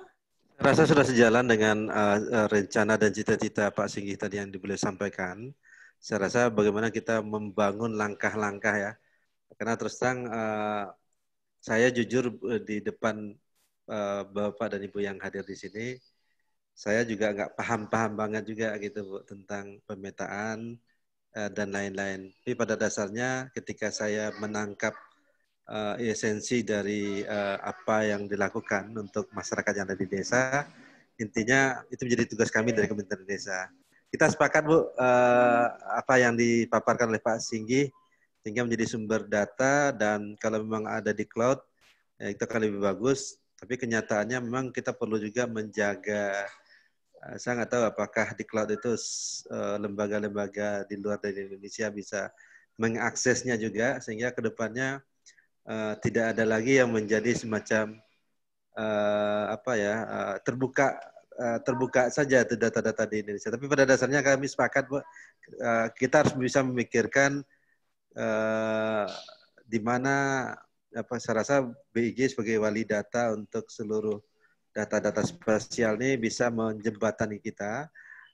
Tapi kalau untuk tidak bisa, ya saya rasa mungkin bisa dari di cloud seperti yang diusulkan oleh Pak Singgih itu. Karena bagaimanapun 753 desa itu jumlah yang tidak sedikit gitu kan, sangat banyak. Saya rasa kita setuju, Bu, kita langsung tetap melangkah saja atas rencana kita, dan selanjutnya silahkan, Bu, kita buat sesi diskusi selanjutnya.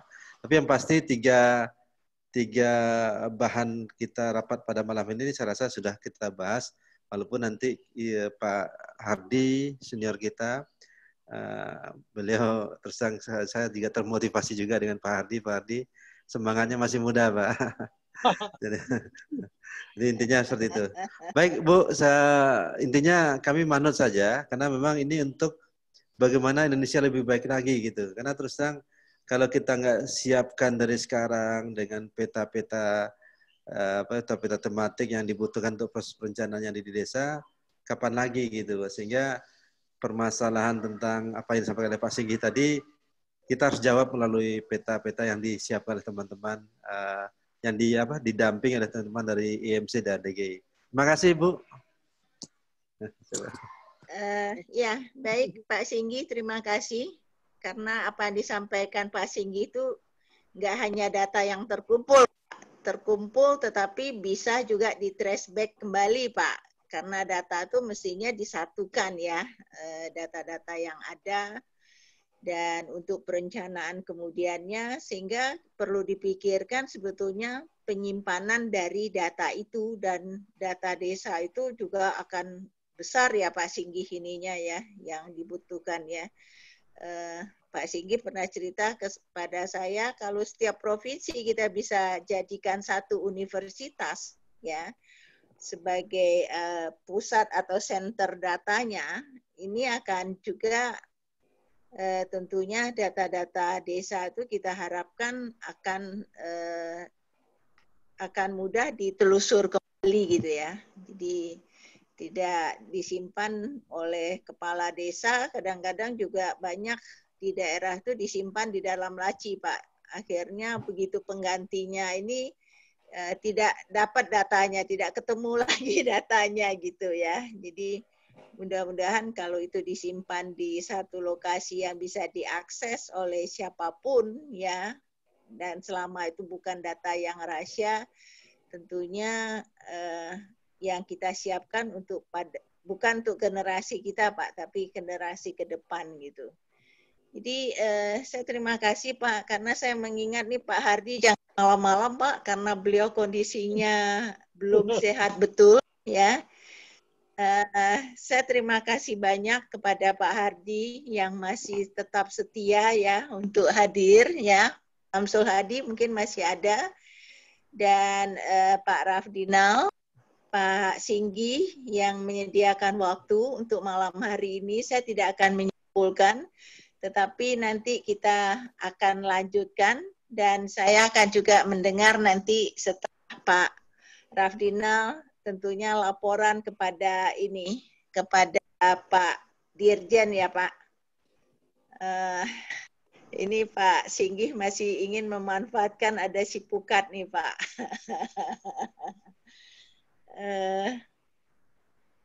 Pak Singgih ingin menggunakan waktu. Kalau tadi ya kalau data desa ya sebaiknya di Kemendesa lah gitu kan. Kemendesa ada fasilitas server yang bisa digunakan gitu. Ya contohnya ini untuk area transmigrasi ini kan juga ada di Pusdatin ya, sama lah yang ngelola gitu kan. Nah, kalau nanti desa ya tinggal di Pusdatin nyiapkan satu server yang khusus untuk peta desa. Kalau ini kan ceritanya peta transmigrasi. Nah, maksudnya cloud itu istilah aja. Sebenarnya cloud itu artinya tidak di komputer lokal kita, tapi disimpan di satu server terpusat yang nanti bisa diakses oleh siapapun gitu kan. Gitu. Dan masalah security nanti bisa dibikin lah siapa yang bisa akses dan sebagainya. Cuma karena itu tantangan kita itu kan mengumpulkan data, maka yang pertama itu ya mungkin kemudahan dulu mengumpulkan data. Kalau nanti sudah terkumpul, baru dibagi-bagilah siapa. Ini contoh yang di Sipukat itu kan juga termasuk RBI ya, Rupa Bumi Indonesia itu juga bisa diakses, kemudian juga termasuk apa itu peta kawasan hutan itu juga bisa ditampilkan kawasan hutan. Ya. Ini kan data bersama namanya, ya kan? Artinya apa itu ini juga sudah inline dengan kebijakan satu peta. Jadi TIK bertanggung jawab bikin RBI, kehutanan bikin peta kawasan hutan, transmigrasi ya bikin peta transmigrasi, dan nanti desa itu juga nanti bikin informasi tentang desa. Nah ini baru saya contoh batas-batas desanya, ini bisa saya tampilkan. Nanti kalau sudah ada drone-nya ya di desa-desa ini bisa dibuka. Intinya kalau tadi istilah ada, artinya siapa yang nanti diberikan tugas untuk menampung data-data dari tile map drone desa itu, termasuk informasi dari desanya. Ini adalah contoh dari Sipukat. Kemudian yang GeoWiz UNES ini yang saya ceritakan ini adalah kampus. Kampus kan sering juga melakukan penelitian. Nah penelitian ini kampus UNES itu melakukan penelitian satu desa. Dia juga ada foto-fotonya atau drone-nya. Ini juga disimpan di cloud. Ya sama, tapi cloud-nya adalah milik kampus gitu.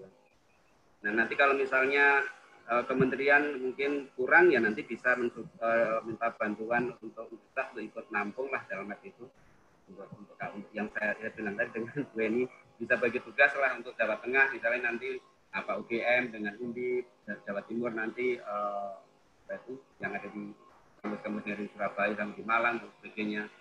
Nah nanti kalau dari petakan itu kan keluar nih informasi tentang total ladangnya sekian, sawahnya sekian hektar, kemudian sekian hektar gitu kan, pasumnya gitu kan.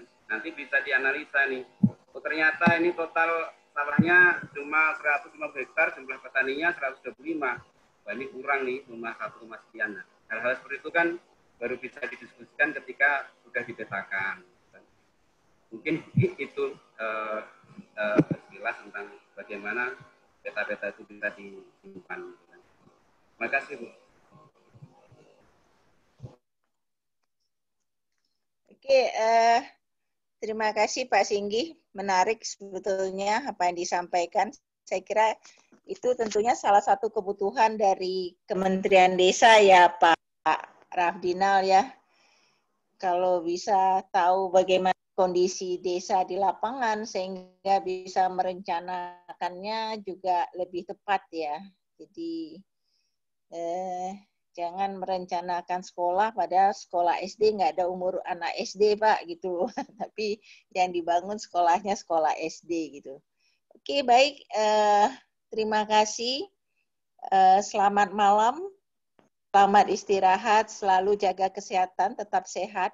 Pak Rafdinal, Pak Singgi, terutama Pak Hardi, sehat selalu. Sampai ketemu pada bincang-bincang yang berikutnya. Terima kasih. Terima kasih, Bu. Selamat malam. Selamat malam, Bu. Salam untuk Pak Dodo, Pak Wijaya. Salam untuk Pak Dodo. Baik, Pak Hardi. Saya tadi sudah kirim pertemanan di Facebook untuk Pak Hardi, Pak Singgi, sama Bu Heni. Cuman Pak Samsul Hadi saya belum ketemu ini. Oke, saya follow nanti. Saya follow. Siap, Bapak. Assalamualaikum, Bapak. Oh ya, Pak Samsul Hadi masih ada ya? Ada. Oke. Selamat malam.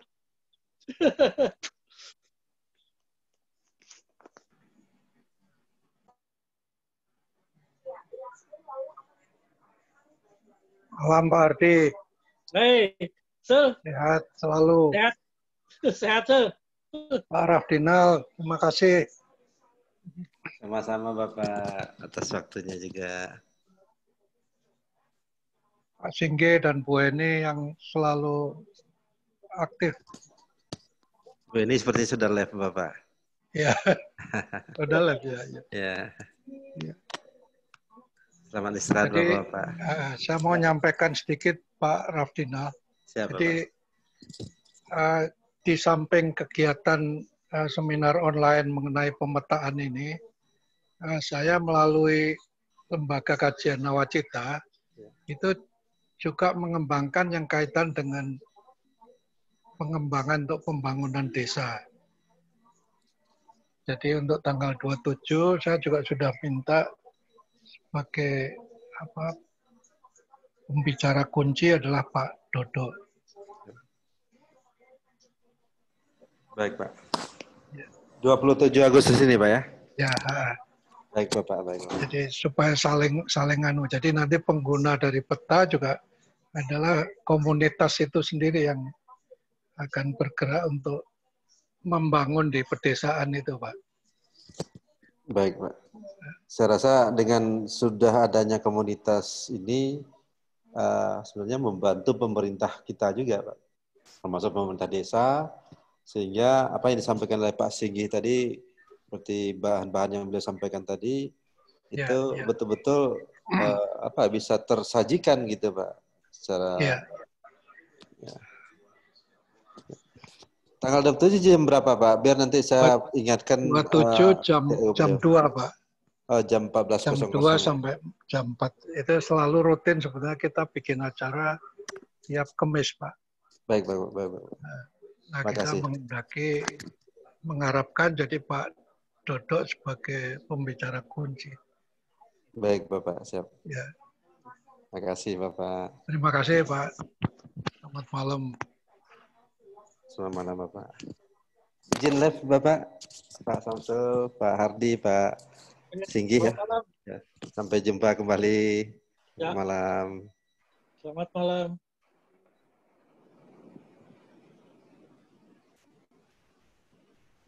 Singgi? Ini kabarnya? Baik, alhamdulillah. Jun sewu tadi saya karena ngerjain tugas sampai lupa tadi kan ini. Iya tadi ada tugas sedikit 14-an lah. Nah itu nanti kita bicarakan Pak nanti lebih detail mengenai ini. Pemetaan itu nggak ada artinya kalau nggak ada isinya. Iya betul. Nah, kemudian peta yang ada isinya juga nggak ada artinya kalau nggak bisa diakses dengan mudah. Iya. Ya toh Mas? Iya. Ya, yang bukan data lengkap ya. Nah, data lengkap semua ya. Nanti yang bisa ngisi kan malah masyarakat desa loh Pak, yang bisa ngisi mereka yang tahu. Iya. Dan tentang kemudahan itu sebetulnya saya sudah buktikan loh Pak.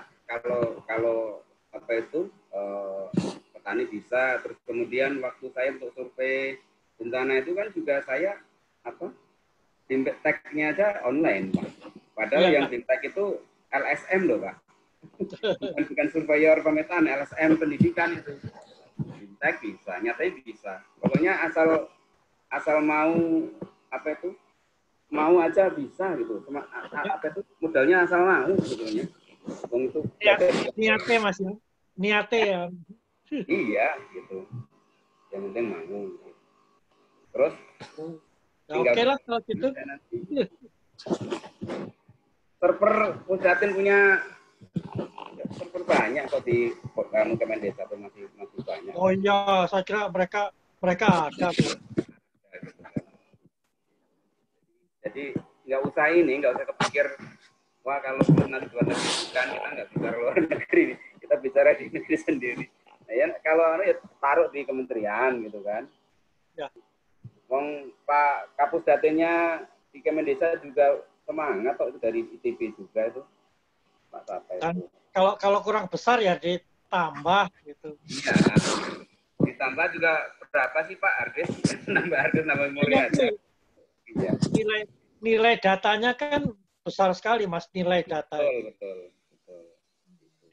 Insya Allah dah Mas, kita coba anunya jadi salahnya sekarang bukan hanya ketelitian, ya, tapi tersedianya peta desa lengkap dengan berbagai tema yang ada, disimpan dengan baik, dan mudah diakses.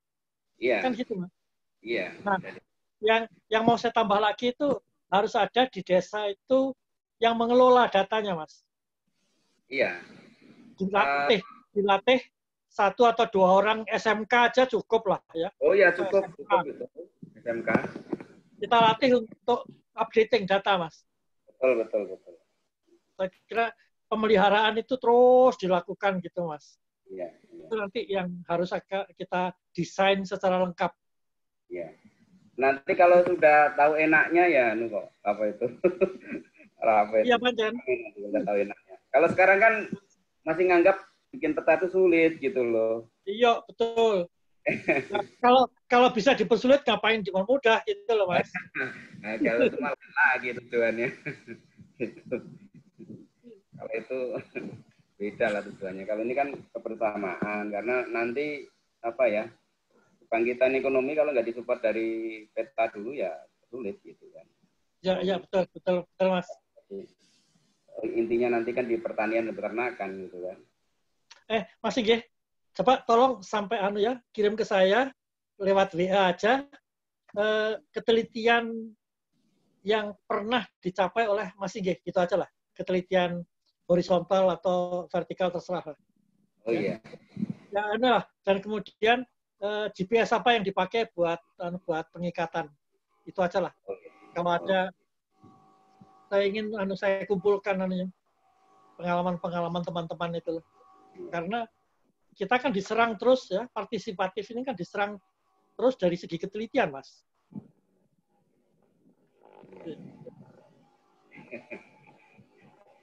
Jadi mereka nggak peduli pada isinya.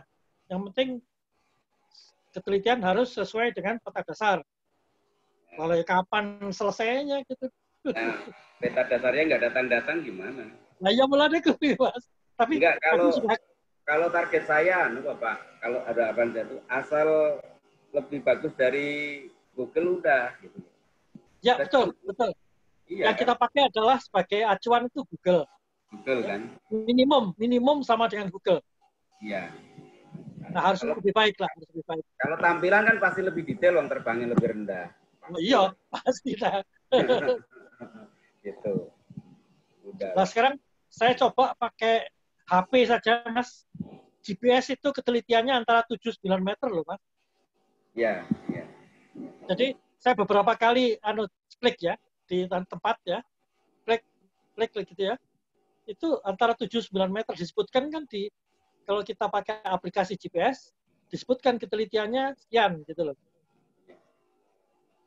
Jadi yang teman-teman IMC itu satu langkah lagi aja, Pak. Kan kalau masalah mudrat sudah banyak, kemudian sudah proses foto-foto juga. Nah, sekarang tinggal hasilnya itu yang tahun lalu itu coba dikumpulin gitu loh.